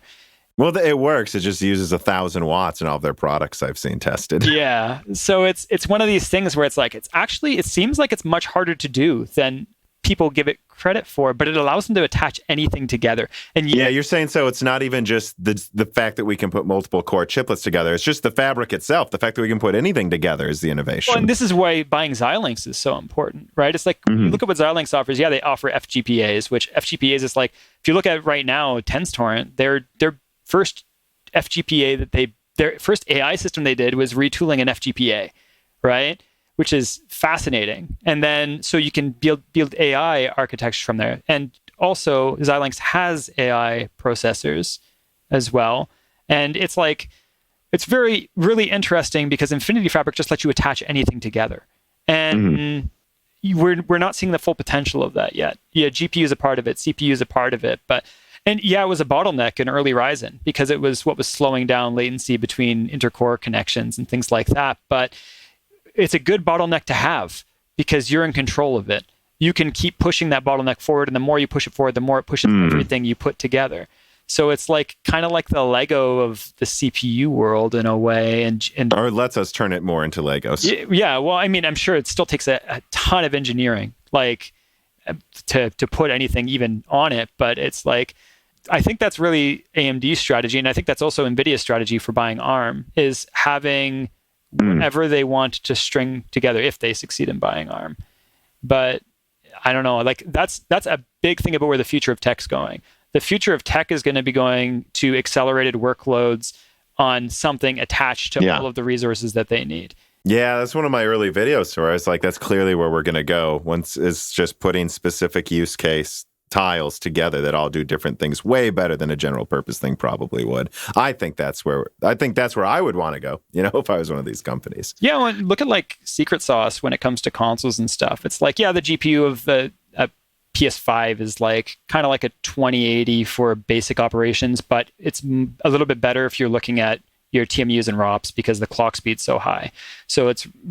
What would you say it is, actually? Because this is the stuff fanboys argue about. What do developers say? Well, this is my speculation. From a pure throughput perspective, it seems like it'll perform pretty similar to a 2080. But the TMUs and ROPs perform probably closer to like a 3070 2080 Ti. Would be my... See, that's what I've always said, is it's between... I've always said it's between a 3070 and a 2080. That's always what I've said, and it just depends if they utilize it well, basically, at that point. Yeah, so that's a pretty huge jump, but the bigger jump in it is obviously all of the... They basically have an ASIC on it for asset decompression and compression. That'd be equivalent to like using 4 of your cores on your PC for nothing other than compressing and decompressing assets. So it's like... That's pretty remarkable. And yeah, we're not seeing it used in anything other than Ratchet and Clank probably right now. Resident Evil 8 uses it for the loading and some of the stuff, which is why it loads at a reasonable rate for what it has. Yeah, using the OODA library, it's like 16 gigabytes per second. That means you can load another game by the time you turn around, right? It's like... We've never had... Yeah, I don't think developers are utilizing that or the Xbox as well as they should be, like at all right now compared to where it could be. Xbox is interesting, but I don't know. I'd like from a hardware standpoint, it's fascinating. But yeah, I don't know. Like we're going to see some really interesting things in about 3 years. And we're going to see the PC space change a lot depending on which workloads need acceleration. Well, so perfect. Bfish writes in and he says, this is something that I've always wanted to ask a game dev that gets a lot of discussion on Reddit, unfortunately, probably from people who don't know what they're talking about. Moving forward, how many cores or threads is enough, in quotation marks, assuming a non-CPU bound resolution like 1440p? With the PS5 and the Xbox being an 8-core design, are developers moving to 8 cores being the new sweet spot? Or do you think 4 or 6 cores is going to be enough for 5 years for gaming on PC? Well, this is really like comes back to that entire multi-platinum developer versus a dedicated developer. Because like the Sony AAA games, I would guess that as long as they don't target PC and they don't target the last generation hardware like the PS4, what they can take advantage of there would be pretty hard to port to PC from a core perspective. So like I was saying before, if you have 4 cores worth of decompression and compression, you have 2 choices on the PC. You either have a loading time on the start and you need people to have a 16 gigabyte plus GPU. Because it's the only thing fast enough on the GPU to do that. I've done a video about that where I'm like, I just think literally like maybe the solution on PC is we just have so much RAM on the GPU, just load the game into the RAM. I mean, screw it. Let's just do it. You'll have like 5 seconds of loading in the beginning and then there's nothing. Well, that works in some games, but it doesn't work in ideas like Ratchet and Clank, but something far in the future. Let's say they have a new Silent Hill where they have a crazy demon world on top of the regular world. And it's like, on the disc on the PS5, it's like 200 gigs, let's say. And it's always switching back and forth between these sets of assets at a crazy speed. That would be really hard to do on the PC unless you had like 4 cores dedicated to just doing data throughput and having an NVMe drive. Well, do you think they'll put it like an NVMe, like PCIe 4.0 drive on the graphics card? So maybe they'll have like 32 gigs of GDR whatever, right? I know there's put a number at the end. And then, well, they made them before for professionals, but I've always thought, like, I think the solution is obviously you just put a coprocessor and then like a 1 terabyte, or you don't even need that, half a terabyte, quarter terabyte SSD on the graphics card. And well, there you go. You're done. You have the coprocessor on the graphics card. You have the SSD on the graphics card. You solve the problem. They can just load the whole thing into the graphics card. And now it's right next to it too, lower latency. Yeah. Like if we were to go back to the question, the big thing there is that like, the average multi-platform game will probably be okay with 6 cores, would be my guess, right? Porting the hyper-specialized games will be a lot harder. It's like when you look at like a Unity or an Unreal developer, right? It's like they usually don't look at doing multi-threading as much until they need to. When they start getting into performance hurdles, then they'll start finding things to put off into threads. And then they end up using as many threads as they need, right? As is necessary, or if they know they're going to be exceeding the amount of threads that they should be, then they have to start making other decisions. That's typically what I've seen. I don't know whether, like, I can't speak for every game studio, but that's typically what I've seen. You branch out to more threads when you have them available, when you know that they're available, and when you start running into problems on your basic performance. Now, you can see that things are just taking up way too much time. And then if it's a specific type of thing that you see always taking up time, then you just set a bunch of them together and you put them off onto another thread. Like that type of thing. But I don't know what will happen. It really depends on how developers target multi-platform versus really exploiting what these things are capable of. And this is kind of like what always interests me between the console and the space and the PC space. I'm most fascinated by PC hardware. I'm always most fascinated by PC hardware, but I'm always most mesmerized by games pushing the limits of a console. When a game is scraping out that last like 2% in the corner of a nook of a console, that always blows my mind. And that's usually where we see art direction really strive in games. So that's an area where I always think that's fascinating, but I'm always building crazy computers and things like that just to be aware of what's going on. And the future is kind of already in your house, even if it's not being used properly yet with a PC. So, you know, there's going to be some big questions when it comes to CPU workloads going forward, especially with the types of acceleration. Like this goes back, but like Forza 5, was it Forza 5 on the Xbox? So the Xbox One X had a ASIC on the die with the DirectX 12 instruction set on it. And it accelerated like 3 games. It was like Gears 4 and 5 and Forza. But that game, so what it did is it did all of the calls for DirectX 12 on an ASIC, which is fascinating because those games ran so much better. Like just those 3 games ran so much better because they were able to offload so much. And that's kind of taking advantage of secret sauce. But 90% of games never touched them. 95% of games never touched them because and I guarantee even just for backwards compatibility, that's in the Series X. So there are ways to accelerate those workloads and those specific instruction sets. And if consoles are used fully, then there's weird things where you have to find ways to make up for it on PC where they might not have dedicated hardware. More RAM. That's usually how they do it. Yeah, that's one way to More RAM, bigger installs. I mean, would you say, because to be honest, the way I would answer his question is just don't worry about it, right? Like, you'll be able to upgrade, man, Yeah, 6 cores, you'll be fine, right? It's like probably be fine for the most part. It might, but as long as it's not a Phenom 2 6 core, like a recent 6 core. But if but the thing is, I'll say that with a caveat. 6 cores will carry you 90% of the way. You're probably going to hit between 10 and 20 games in the next 4 years that will frustrate you like no belief. And you'll probably, like, individual gamers will probably get upset at the developers for that, but it's not really their fault. They might have made a game too ambitious for computers with that kind of hardware. So it's one of those kind of with a caveat. It's like, I think I would recommend 8 if you can go to 8, but 6 will probably be fine, but you will have some games. You'll have some games that'll... There's going to be some games that are just, and we kind of, we saw this with the PS3 and 360, and a lot of people complained about dev ports back then, which, to be fair, I think there was some problems with porting back then, but at the same time, it's like, guys, the 360 has 6 threads, the PS3, let's not get into it, but they're really strong CPUs relative to your dual-core 2-thread, and, I don't think it's fair to just say it was a bad port. Like, why do I need more RAM? Why is it such high CPU usage? It's like, well, because you're using a dual core and the consoles have more. Okay, so AC666 writes in. He says, hi, Bryan and Reese's owner. Reese is my dog. How much of a difference do you think there will be between the console approach of copying SSD data into shared memory for decompression by an accelerator versus direct storage, which seems to be copying SSD data into system memory to then be routed to the GPU and be compressed there? Also, do you think dedicated compression, decompression hardware will ever come to consumer PCs such as Intel's data streaming accelerator, debuting in Sapphire Rapids?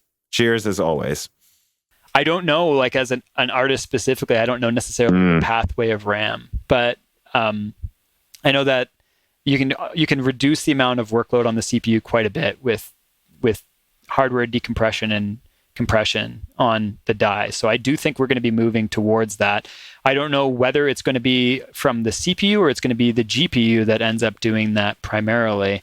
I don't know, like an engineer would have to tell me which one's better for that, but I think that we're going to be looking at the DirectML and these kind of things are definitely the future, having a better ability to transfer data quickly and lots of it because games are just getting bigger.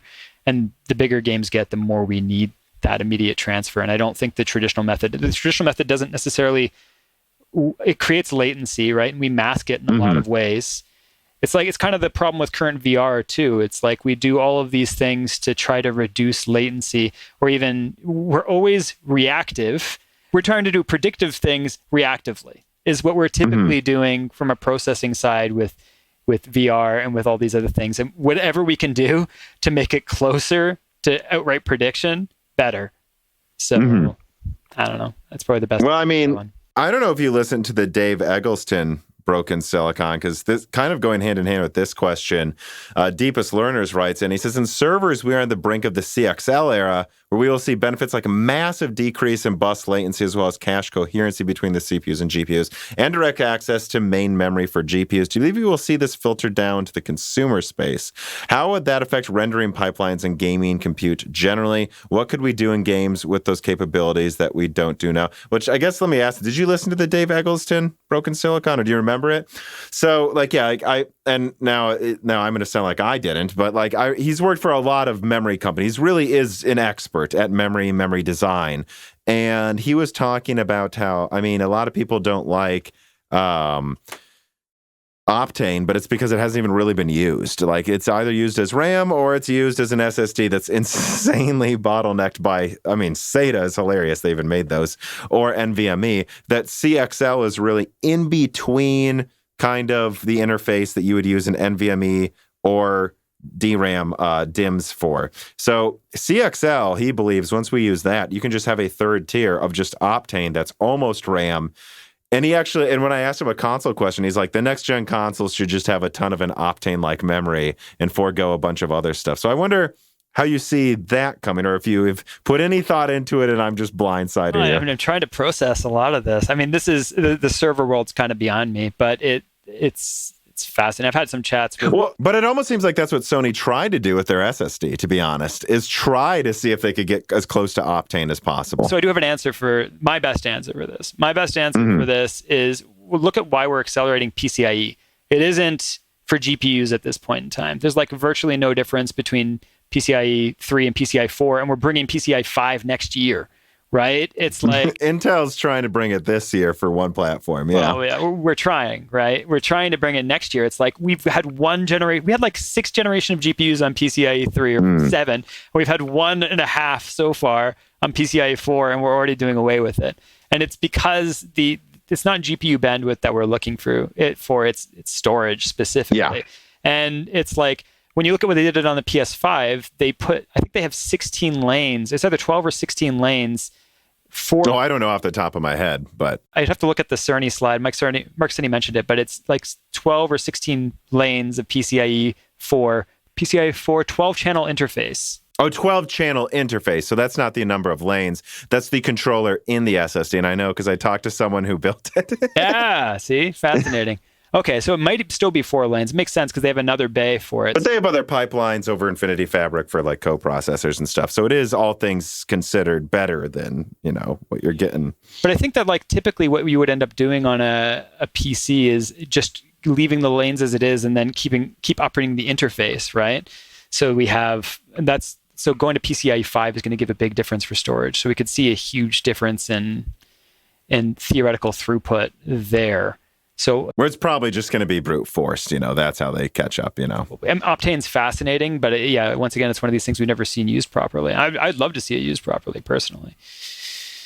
So I think this is a more specific question for something we've kind of been dancing around. Alexander writes in and he says, I'm curious what the process of planning for a new platform, like, say, the PS5, Xbox Series X, or even for a given target PC spec, is like when you start to develop a game years ahead of release for that platform. That's something I think about, too, how, like, some of these games, just as an example, like, I think Horizon 2 was started in, like, 2016, 2017, and so really it started as a PS4 game, but now it's on, like, how do you even target something, like, before you even know what it's going to be on? I mean, and he continues, is like when you start to develop a game years ahead of the release of that platform, assuming that you are developing directly for that platform and not for the current gen, and then porting to next gen. What is that like? Is there a lot of guesswork, hoping, or are the hardware manufacturers able to give you a specific enough spec far enough out that it's not too big of an issue? So I guess, a lot of like indie devs for PC, this is a lot of what you have to do is just guess, right? Or it's kind of easy to run your games, though, right? We were with Raw Fury was their publisher, and they did have more contact with PlayStation and Xbox to give a little bit of an inkling, but it wasn't a ton. But I have kind of an odd answer for that, in that games always get out of hand. So you always build a game, and it's like, even with something simple, what you'd think so, like a pixel art 3D hybrid game like Star Renegades, we did real-time lighting, which made things get out of hand really quickly because we have thousands of objects casting real-time shadows in real time. Like, just the amount of computation ended up being much more. So it's like, despite the fact that you make a simple decision, sometimes it ends up exceeding the technical limits that would have been appropriate for the time. And developers are almost always in that. And then the question is, do you just optimize it down or reduce the visual quality in some way to accommodate the hardware that would have been around at the time that you started it? Or do you let it get a little bit out of hand and let the future's hardware take care of it, right? It's like, I think halfway between both of those is where most devs end up falling. They have to let some things to have future hardware take care of where the game just got out of hand. And some people are just crazy technical masterminds that handle these things. I had a crazy talk with the art director of Criterion. It seems like they went from working on Burnout games to being like the tech leads at EA.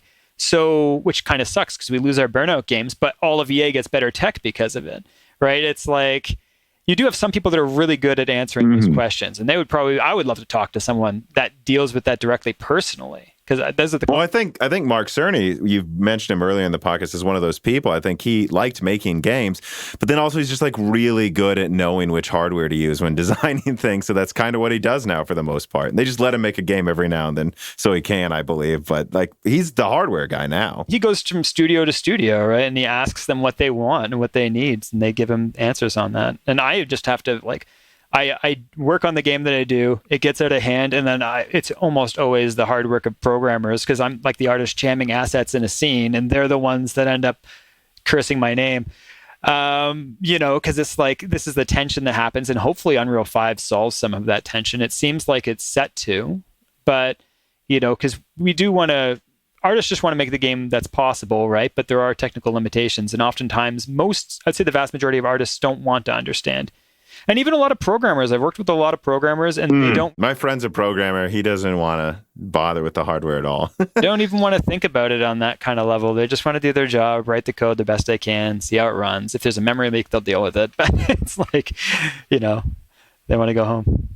Let me ask you this question directly then. So Kent Gain writes in, and he says, "Hey, Tom and Bryan.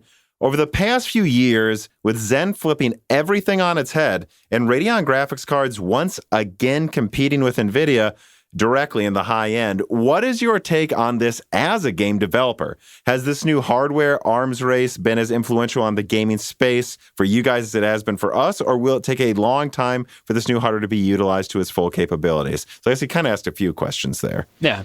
I mean, I feel like I've kind of answered some of that, but it's like...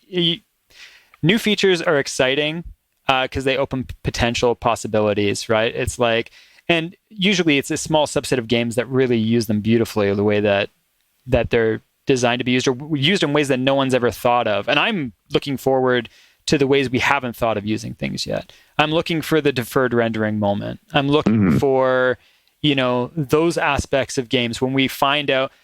You have all of these hardware. They have the geometry engine, but they also have the audio chips. Like audio's been shafted a lot. The Tempest engine, I think it's called on the PS5. Yes. Audio engine's been shafted a lot, but developers are already doing full 3D audio on the Tempest engine and finding other uses for it for acceleration. Yep. They're already like, hey, it's basically like a crazy modified shader with some ASICs in it. We've maxed out our audio. We have like double the audio quality we ever could have dreamed of having before, and now we have all this free hardware. So it's like all of those things are fascinating. Having it married in one design is where AMD is starting to come to light. If you look at like, the 5900 HS or the 5800, like these chips that have GPU and CPU on it, and the amount of voltage regulation that's going between it, and just how close communication everything is. There's a lot of fascinating things we can theoretically do there. Oh yeah, I can't, because I've heard that effectively. I've heard a lot of wild comparisons for what that Tempest engine could be used for. To be honest, like it could be used just literally almost like a cell processor was used. I think a lot of people don't know that the kind of how the PS5 APU is built is that it kind of has an extra compute unit that's special purpose, but it's meant for audio. But they let you use it for whatever you can make it do. Well, and they have two things that aren't straight RDNA. They have the geometry engine and they have the Tempest engine. The Tempest engine, they say, like Cerny said, they gutted a shader and they did like essentially used whatever they needed from a shader, probably all the FP performance of it. And then they put some ASICs in there. We don't know what they are. Sony's so quiet on their documentation. I'm fascinated. And then the geometry engine, which is something they co-developed with AMD. And people have hinted that it'll come to RDNA 3 or what's next. But Who's hinted? I've heard people hint. Right. It might like be you. people you talk to. People. All right. I just wanted, I'm just, but you see, I'm confirming. Do you hear it from me or did you hear it by talking to someone behind the scenes? I haven't been to any conferences for a while. So most of my, I would have probably more firsthand whispers of some of this stuff if, COVID hadn't happened. But yeah, This is where I'm trying to immediately pull out more info on that, because I do find that type of stuff fascinating, where it's still, I just hear all these really cryptic things from devs all the time about what's going on with the geometry engine and such in there. And that I think just for the Tempest engine to even work, it has some sort of like per compute, like it has like some special voltage regulation that's probably an RDNA 3 kind of thing. But again, if I say that, this is where the fanboys go insane. They're like, oh, it's not RDNA 3. And it's like, I didn't say it was. Also, none of these are one architecture. They're all custom. Well, QH Freddy writes in and he asks, what do you think are some of the biggest weaknesses many programmers in the gaming space have? I personally think that so many games are brought down by bad planning or management, lack of principled design, and sometimes often an afterthought-based approach to performance and other issues. Well, you're right. Like the programmers I work with are awesome. I don't want to make I've worked with a lot of great programmers. Oftentimes, they're also just forced to make games bad by time or decisions or not. So it's like, let's say that you need to make a build to get funding approved for something, right? And then you do, but then you don't have time to rebase everything that you would. And then you have to continue building on something you should have scrapped and rebuilt. And that happens all the time in game development. Like there's tons of times that game developers wish that they had it, like programmers that are great programmers wish they had time to stop and they don't get a chance to, right? And that happens more the lower the budget is on games. So that's something to keep in mind. Whenever budget gets strapped, that's where that usually comes into play. If developers have more certainty, but that's also where a lot of beauty happens in games, which is a weird thing. It's like those stresses sometimes make some of the best games, but they can cause a lot of technical issues. The other aspect of that, okay, so it's like given what we've talked about with the API overhead test, right? Where DirectX 11 is clearly like 20 times worse at draw calls. Yeah, that's just one part of the pipeline, but it's a significant part of the pipeline. Devs talk about draw calls all the time. Yeah, it's a significant part of the pipeline. So you would think Vulkan and DirectX 12 would be a straight win, but they're not a straight win because they expose so much of the graphics pipeline that coding issues cause more of an impact than they do in DirectX 11. So despite the fact that theoretically you have access to a significantly smaller window in your pipeline, you're making games so much faster, one component, they slow down with the code in enough places because there's the more of the pipeline, the more of the metal that's exposed, the more risk there is in causing issues in your own game development. Oh, yeah. So this is kind of one of these weird things. And some of that is first principles. Some of that is, reacting to time pressures or stress or being forced to build a game improperly due to lots of pressures. It can be that you need to get some feature in visually to show off despite the fact that part isn't ready yet. And then you always end up with like a broken part of your game that lags it down. Like that happens. All of these things can happen in game development. And it's oftentimes, I would say, like having worked with a lot of amazing programmers, I wouldn't say it's necessarily their fault. It's a lot of times it's the fault of settings. Sometimes it might be with some programmers at some places.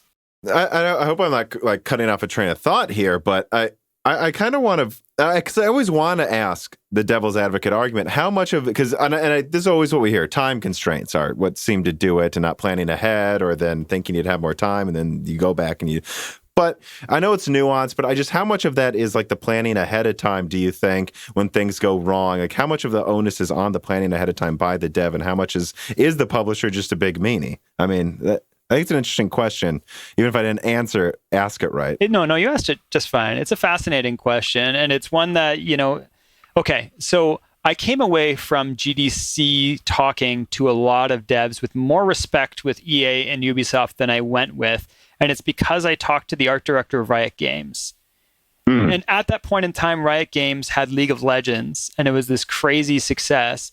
And the way the art director was communicating it to me was that anytime that they tried to put any pressures, because I was making like $6 billion a year or something crazy like that, the team came at it like it was tyranny, right? Like it was tyrannical every time. Because game development's a lot more psychology than you might think, especially with bigger teams. Yeah. So, and it's also like you get weird questions with this where it's like, okay, I remember we got a lot of flack because our Switch port, which was handled outside of house to some extent, and you end up with issues with it. We got people flagging us for putting like a new content update with some new characters and stuff because the switch port wasn't fixed. And it's like, from a developer's perspective, that's different people. It's like, that's me drawing in a room, right? Making extra content and then jamming it in tools that already exist, right? So it's like, and then, Peter implementing it. So like someone else that I'm working with implementing it. And that isn't, the developers are already, they're still going crazy trying to solve this switch problem or whatnot, but you're putting out extra content in the meantime. So some of that is perception, right? It's like, and that these studios are monoliths. Like it's kind of amazing that Ubisoft and EA can motivate their company to push out a game every year, even if maybe they shouldn't sometimes, right? I respect that in a way because I see how hard it is. Right. And at the expense for some of the people listening hating me or you for saying this, I feel like, I don't know, some games take 10 years to come out and then they're terrible. Like, I don't know, wasn't Duke Nukem one of them? It's like, sometimes I feel like, can we not, maybe there's something to be commended in the publisher saying, we gave you 5 years, it's coming out, Well, there's sometimes that's a mistake, sometimes it's not, Yeah, well, there's the internal on that too, right? There's games where the staff has completely lost hope on it and it's being dragged along for some reason.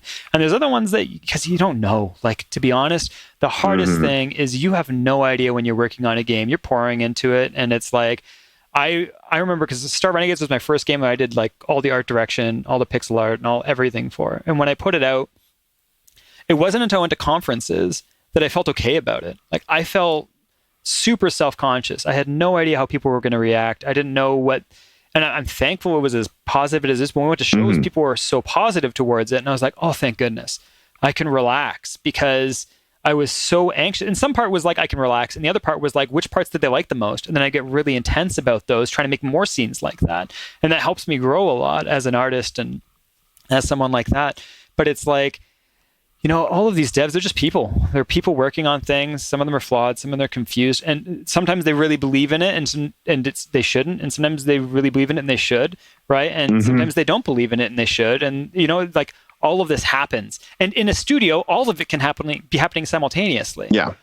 None of these people, it's kind of a weird thing. It's like the more successful you get, and you could probably speak this as much as anyone else, it's like, I think there's a perception that it shouldn't decrease anxiety, but in some ways it increases it, right? It's like, they're like, oh, you do well, right? It's like, do I do well? It's like, I'm just doing my best. I've done one thing that's successful, let's say, or two things that are successful, but I'm just, it's like, you're so much more public and you're exposed. It's like, as an artist, just like, I feel like there's this artist syndrome where someone looks at your sketchbook, right? And if someone takes your sketchbook, you're like split up. Half of you is away around the corner, pretending to be nonchalant, and the other half of you is floating over top, being like, oh my gosh, I'm so exposed. They could read so much into me by looking through these pages if they wanted to. And the games are kind of like that for people who develop them, right? It's like, it's their work exposed. So you have to step away from it at a certain point, but you feel like all these people are looking at you, and that can be really nerve-wracking, right? It's like, oh yeah, I dealt with a lot of those types of thoughts about 6 months ago. I think now I'm over it, but that is a thing, where everything you just said, yes, I understand. All right, well, we've danced around. I want to bring this one up just because it was a recent announcement. Carbon Cry writes in, what do you make of the new Switch OLED being the exact same except for a screen? Is the memory capacity a real barrier to porting games? And how much would it have made the Switch more workable for devs in most situations if they increased the amount of memory? And I know you watched a video I also watched, so perfect. Yeah, that was really good. People should watch that video if they get the chance. I'll put it in the description. I agree. But go on. It's. I think I was very disappointed by that announcement personally. And it's kind of engine dependent. Some engines run a lot worse in, like, for instance, I have to work a lot in Unity, and Unity does not run well on Switch. And it's not reflective of the performance that's theoretically there, right? I would say. And Unreal is a bit better on Switch, as in you at least have the means to turn down settings to get to the point where you can get performance pretty good. Would both of them kill for more RAM? Yes. If you were making for developers that are really good at making their own engine and their own tools, they might be more able to work within the limitations, but still frustrated by them. But the developers that are working on more of the mainstream engines would absolutely love a more powerful switch. Love. Oh, yeah. But the thing is that you might end up with edge case scenarios where people focus too much on it, and then you get really, really bad original Switch ports, like we see with kind of original Xbox One ports at some point in time. Well, I mean, yeah, there's so much I could say about the Switch. A thing that I heard is that, because it's kind of bizarre, they went with Maxwell for the original Switch when Pascal was already out. I mean, heck, the PS4 Pro used parts of Vega before Vega launched. Why did Nintendo choose Maxwell? And I actually heard that they wanted to save $10 on that APU, and I'm just like, what? Like it. You got to keep in mind Nintendo's predicament with the Switch. They came on the failure I don't agree, of the though. Wii U, right? So they just came off of losing more money than they lost in a long time on a console, and people telling them over and over again to get out of console development. And they turn around and released one of the more successful consoles of all time. I mean, it's probably going to end up being one of the most successful. I mean, it's still selling gangbusters. It's insane what they did with 256 shaders. Absolutely insane what they did with that. Mind you, a lot of it, because it does have half precision floats, which is an interesting question, because it's like, if you look at the Mario Galaxy port, the Mario 3D All-Stars port to the Switch, all of the blending of gradients is all half. You can tell it looks worse in some ways on the gradients. It's higher resolution, but the gradients look worse than they did on the Wii for Mario Galaxy, and it's because they're using half floats for all of to get the performance. But you don't think $10? No, $10. They should have put in the 10. I'm disappointed by the Switch. And I think it should have 6 gigs of RAM too. They could have spent $15 total and probably doubled its performance, and then it would have easily kept up, I believe, with the next gen consoles. I'm a display junkie, so like OLED is still really interesting for me. I'll take that for the lack of motion blur, like most days, but it does disappoint me that they should put more hardware in. I mean, it would be hard for devs to target a third SKU. But if you think about it, even if they just made the portable mode performance, they could have with it. If they would have went to, like, let's say they went to 7nm, or they could have gone to like Samsung's 8nm and released that same chip. And there's no reason that they could have been able to have this portable mode at the docked performance of the original, the docked profile in the portable mode, and not even bothered with a third profile, and then at least portable players are happy.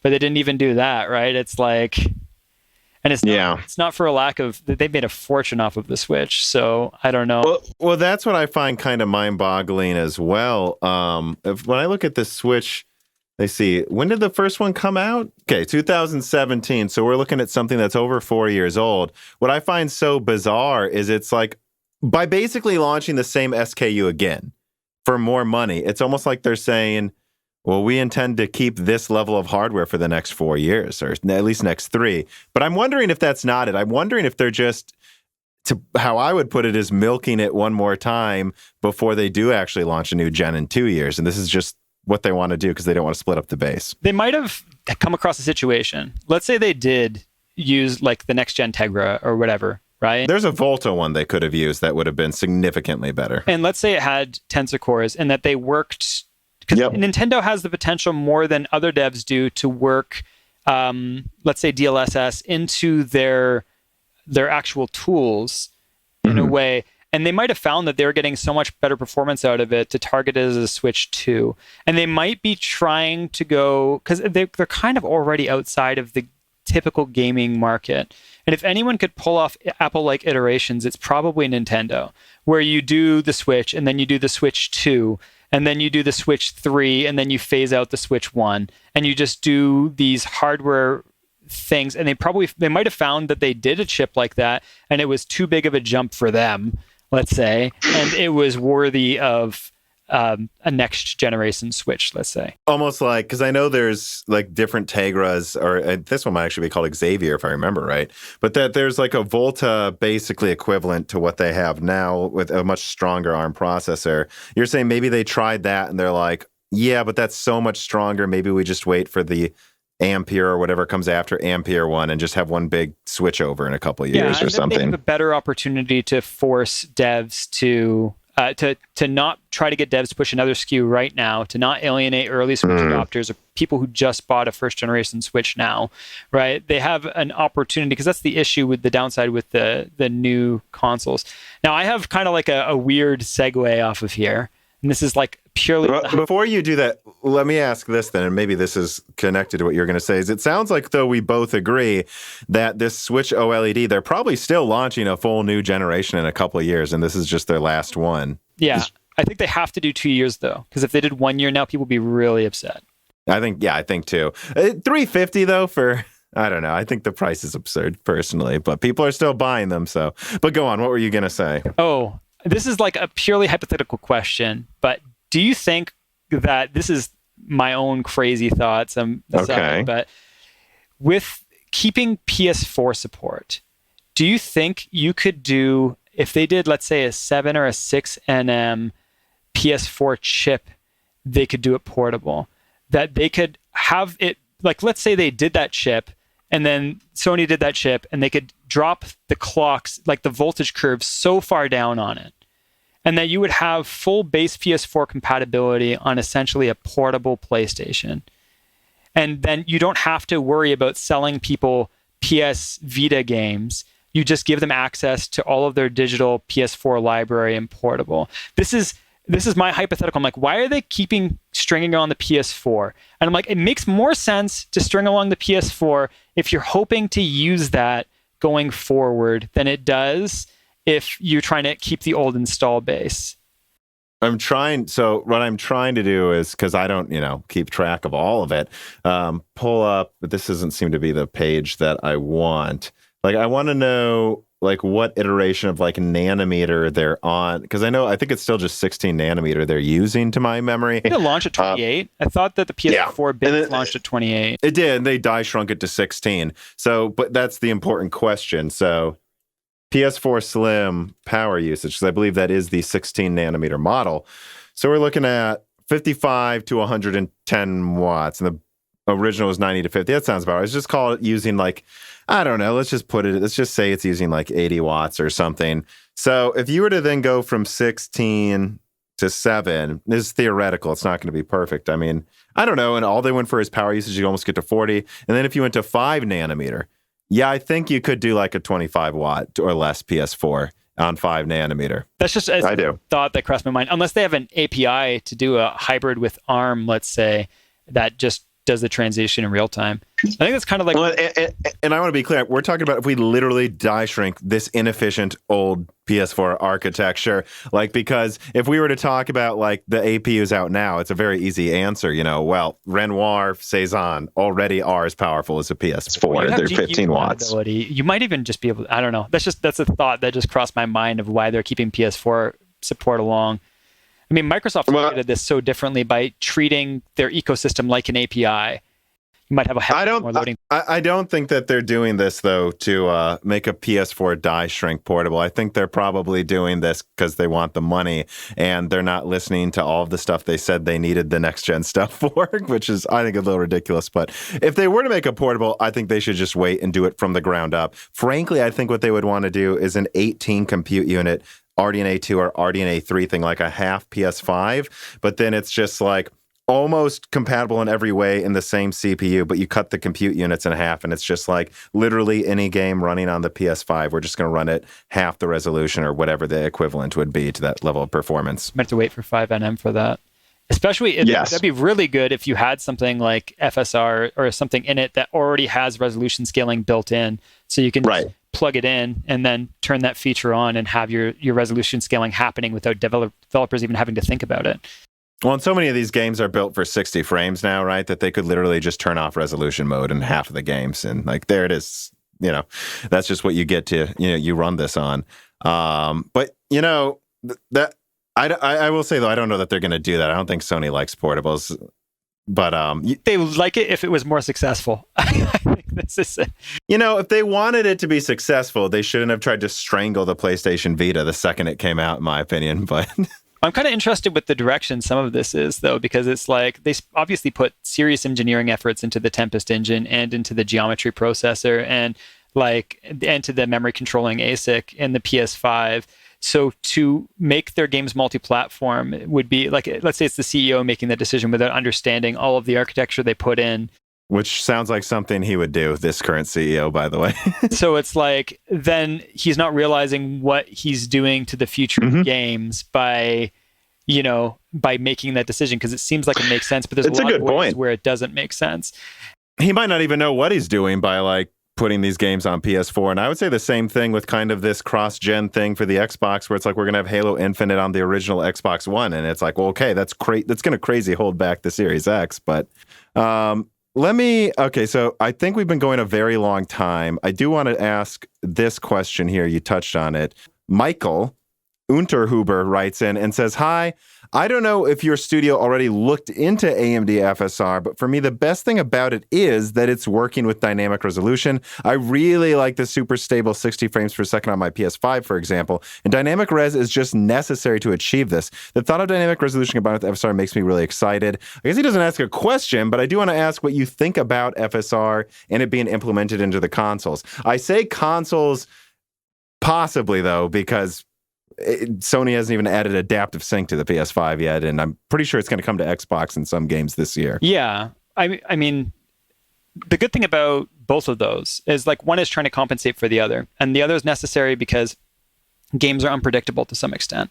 Dynamic res and FSR, you're saying both of those. Well, so dynamic res, the advantage of it is that games are unpredictable to some extent, but that means that your frame rate drops. So it's like if you suddenly have like 4 giant things run onto the scene and they all spew explosions, let's say, and you're suddenly railing on your GPUs, you have all of these alpha transparencies, which cause all of these blending issues, and then dynamic res is a beautiful thing in those times because now you're not stuttering like crazy, but FSR in theory in the high-end settings, will compensate for some of that. So I think these kind of technologies are necessary for being able to make games more freely. So if you want to make games where you, especially like roguelikes or games that are emergent, any type of emergent gameplay where you might have lots of things just suddenly kind of happen on the screen at once, right? Like, and be uncontrollable, where it's like one game you could have it be really lightweight and the next game could theoretically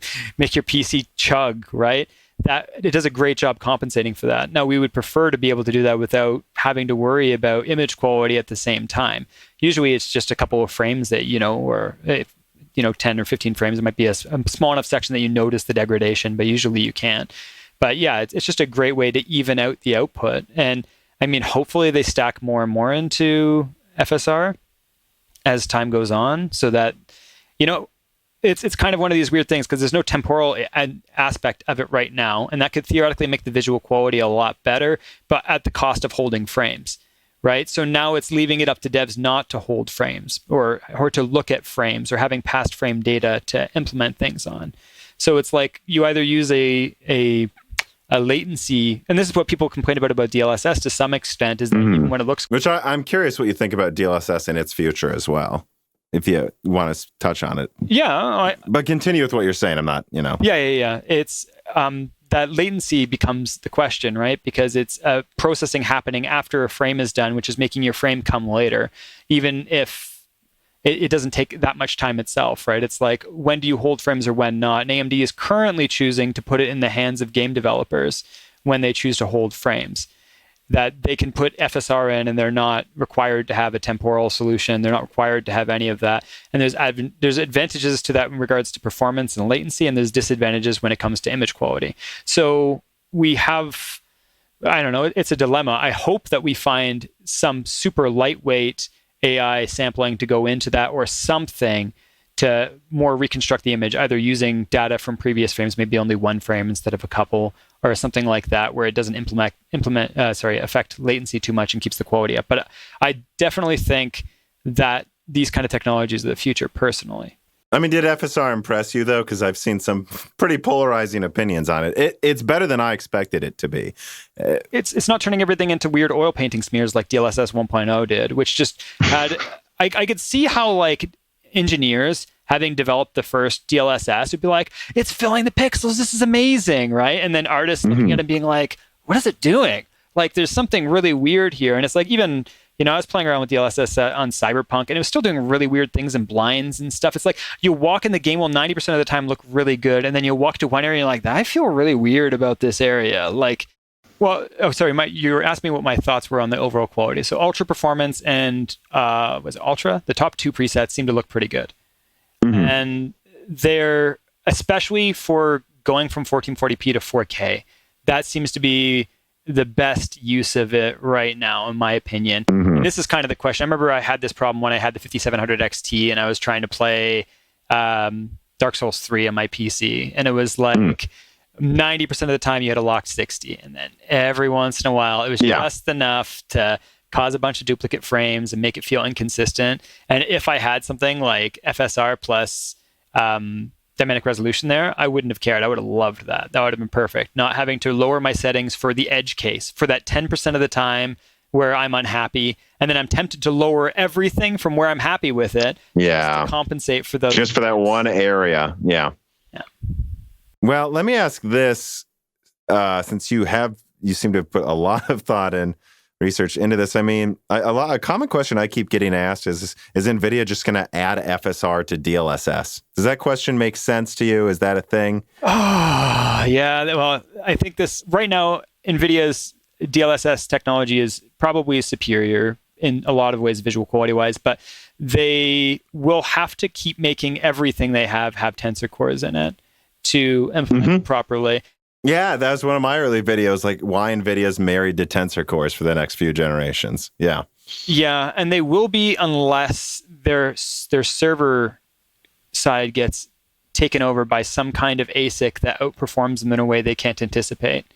Mm-hmm. Whether that's associated with AMD or with someone else, because that space they're much more willing to jump over to something completely new or Intel, if they have an AI chip that accelerates things crazily past GPUs, because I mean, Jim Keller was saying this, but I mean, Ponte Vecchio.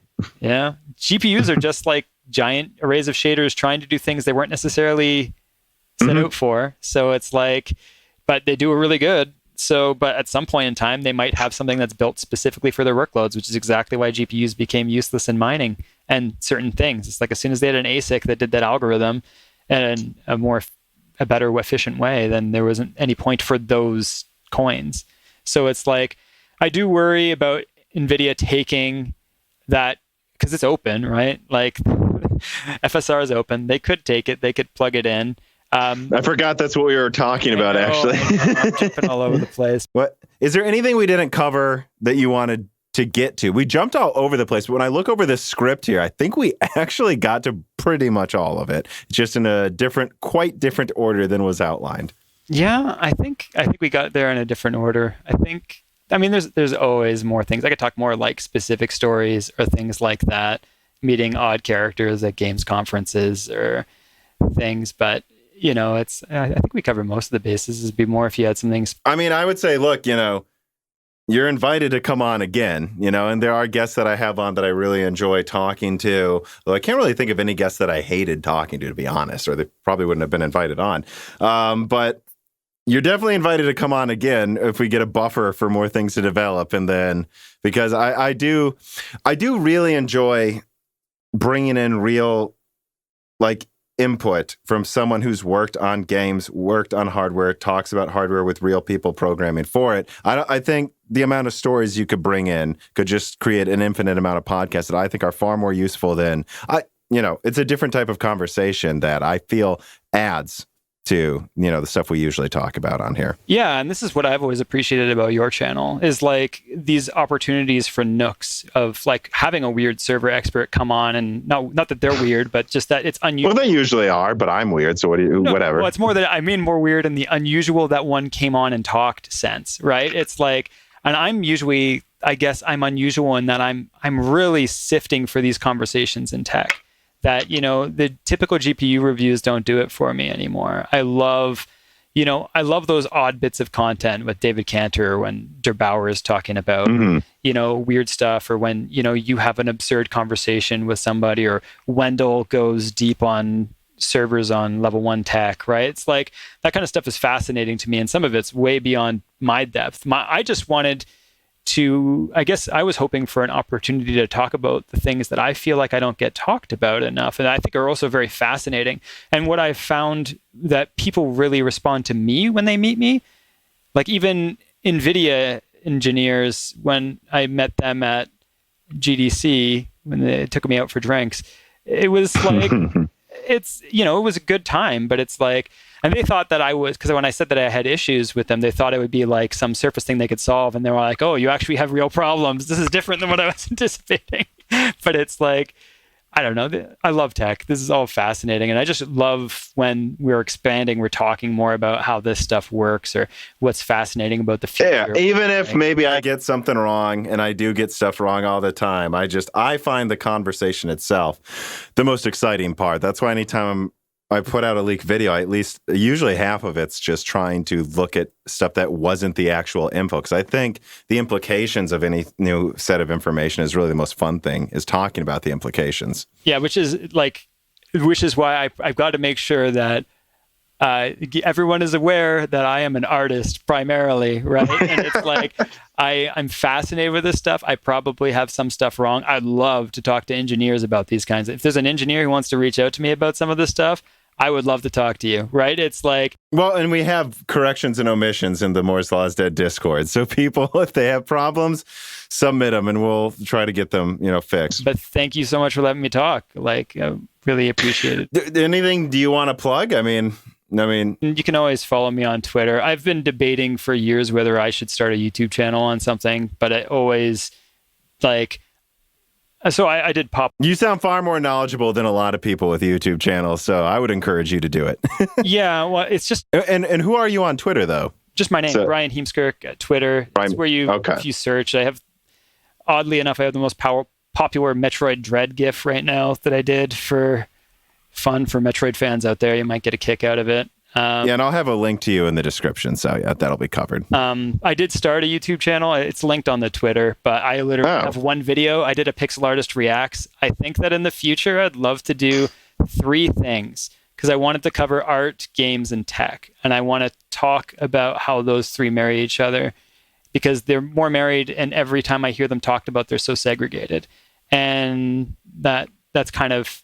So I don't know. I think that what I would love to do is have more conversations like this, but with, developers or with developers or artists or anything.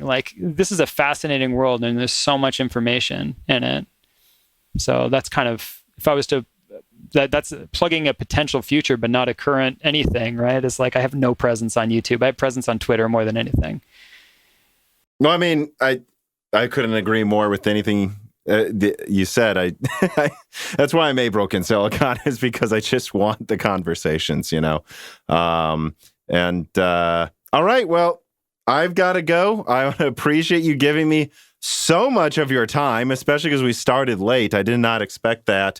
But yeah, thanks for coming on, everyone. There will be links in the description where you can follow Bryan. And thanks for listening, everybody.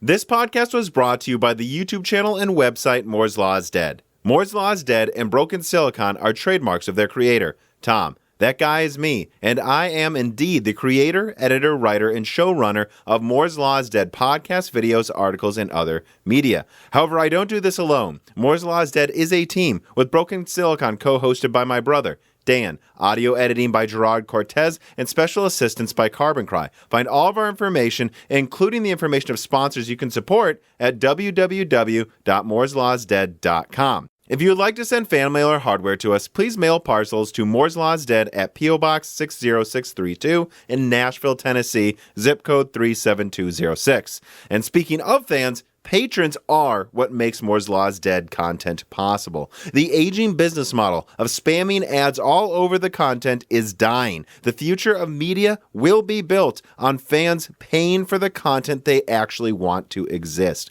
And so if you have the extra money, but only if you do, please consider supporting us. For just $2 a month, you get access to the exclusive podcast Die Shrink, voting on subjects of future podcast episodes, the ability to have your questions read aloud on Broken Silicon, Die Shrink, and Loose Ends, and of course, access to the Moore's Law is Dead Discord, full of like-minded people who would love to meet you and talk to you about computer hardware. I am one of them. Additionally, higher tiers get access to ad-free episodes of Broken Silicon, the entire back catalog of Flyover States podcasts and other projects Moore's Law is Dead has done, and thanks in the credits of videos and other perks as well. And hey, if you can't afford to support us, please do share Moore's Law is Dead videos and podcasts with friends and family on social media, Reddit, and forums. And give Broken Silicon a 5-star review on Apple Podcast or your preferred podcast app. All of this really does help so much. And if you'd like to advertise on the podcast, hire Tom for consulting, or are a person of interest who would like to be a guest, please reach out to the email address mlhbdead@gmail.com. But as I said, this podcast would not be possible without its patrons supporting it, and so now it is time to give a personal thanks to the greatest of the fans. The following supporters are at the 10 gigahertz or higher producer levels.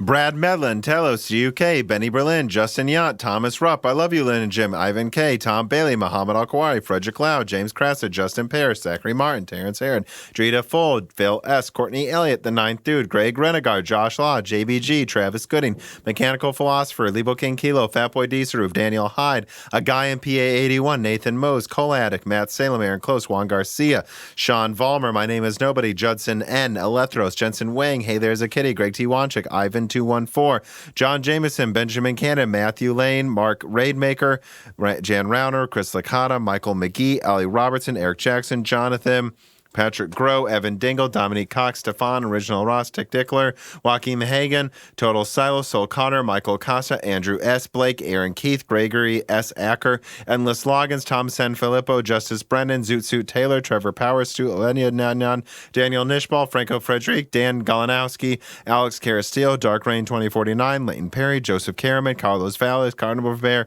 Donovan Russell, Zebra Z Birds, Licky, Martin Porshegi, David Cowden, Ricky Tan, Hulam, Patrick J.S., Justin Staples, Freddie Canoas Jr., Stephen Coates, Kiwi Phil, Dehuhu, Sarah Light, Anthony Gareffa, Matthew Griffin, Eddie Del Castillo, Joseph Loria, Luis Correa, Deke, Cheesy Ramen, Raul Ebeneni, Tim Robbins, Jake Dude 23, Brian Riggleman, Justin Gower, Caillou Markelli, Dave McCoy, Valco Malev, Gabe Langner, Rodney, Morton Svensson, Michael Deaton, Thomas Summers, Maurice Courtois, Wesley Sager, Scott Ref Schneider, Mai Sharona, Y. Truey, Roman William W. Draper, Air Rats, Wakir Khan, Andrew Shang, Stefan Hart, Christopher A. Butler, Greg, Peter Moore, SS, Justin Thomas, Sam Miller, Sammy Malas, Kevin Chen, Shakir, Nick Rakin, Holden Mobley, Matthew Lazier, Arpit Sharma, Meat and Pork, Jimmy NG, Mads Beachhorn, Benjamin Oshley Z Jits, Shield TV Couteau, Dame P, John Wisink, Sam Venzel, Mark Mitchell, Brucha, Jeremy So, James Anderson, Jesse Jauskawiak, Ian Clifford, Tyler Lindley, MJB1, and of course, thank you to Sahara for the music.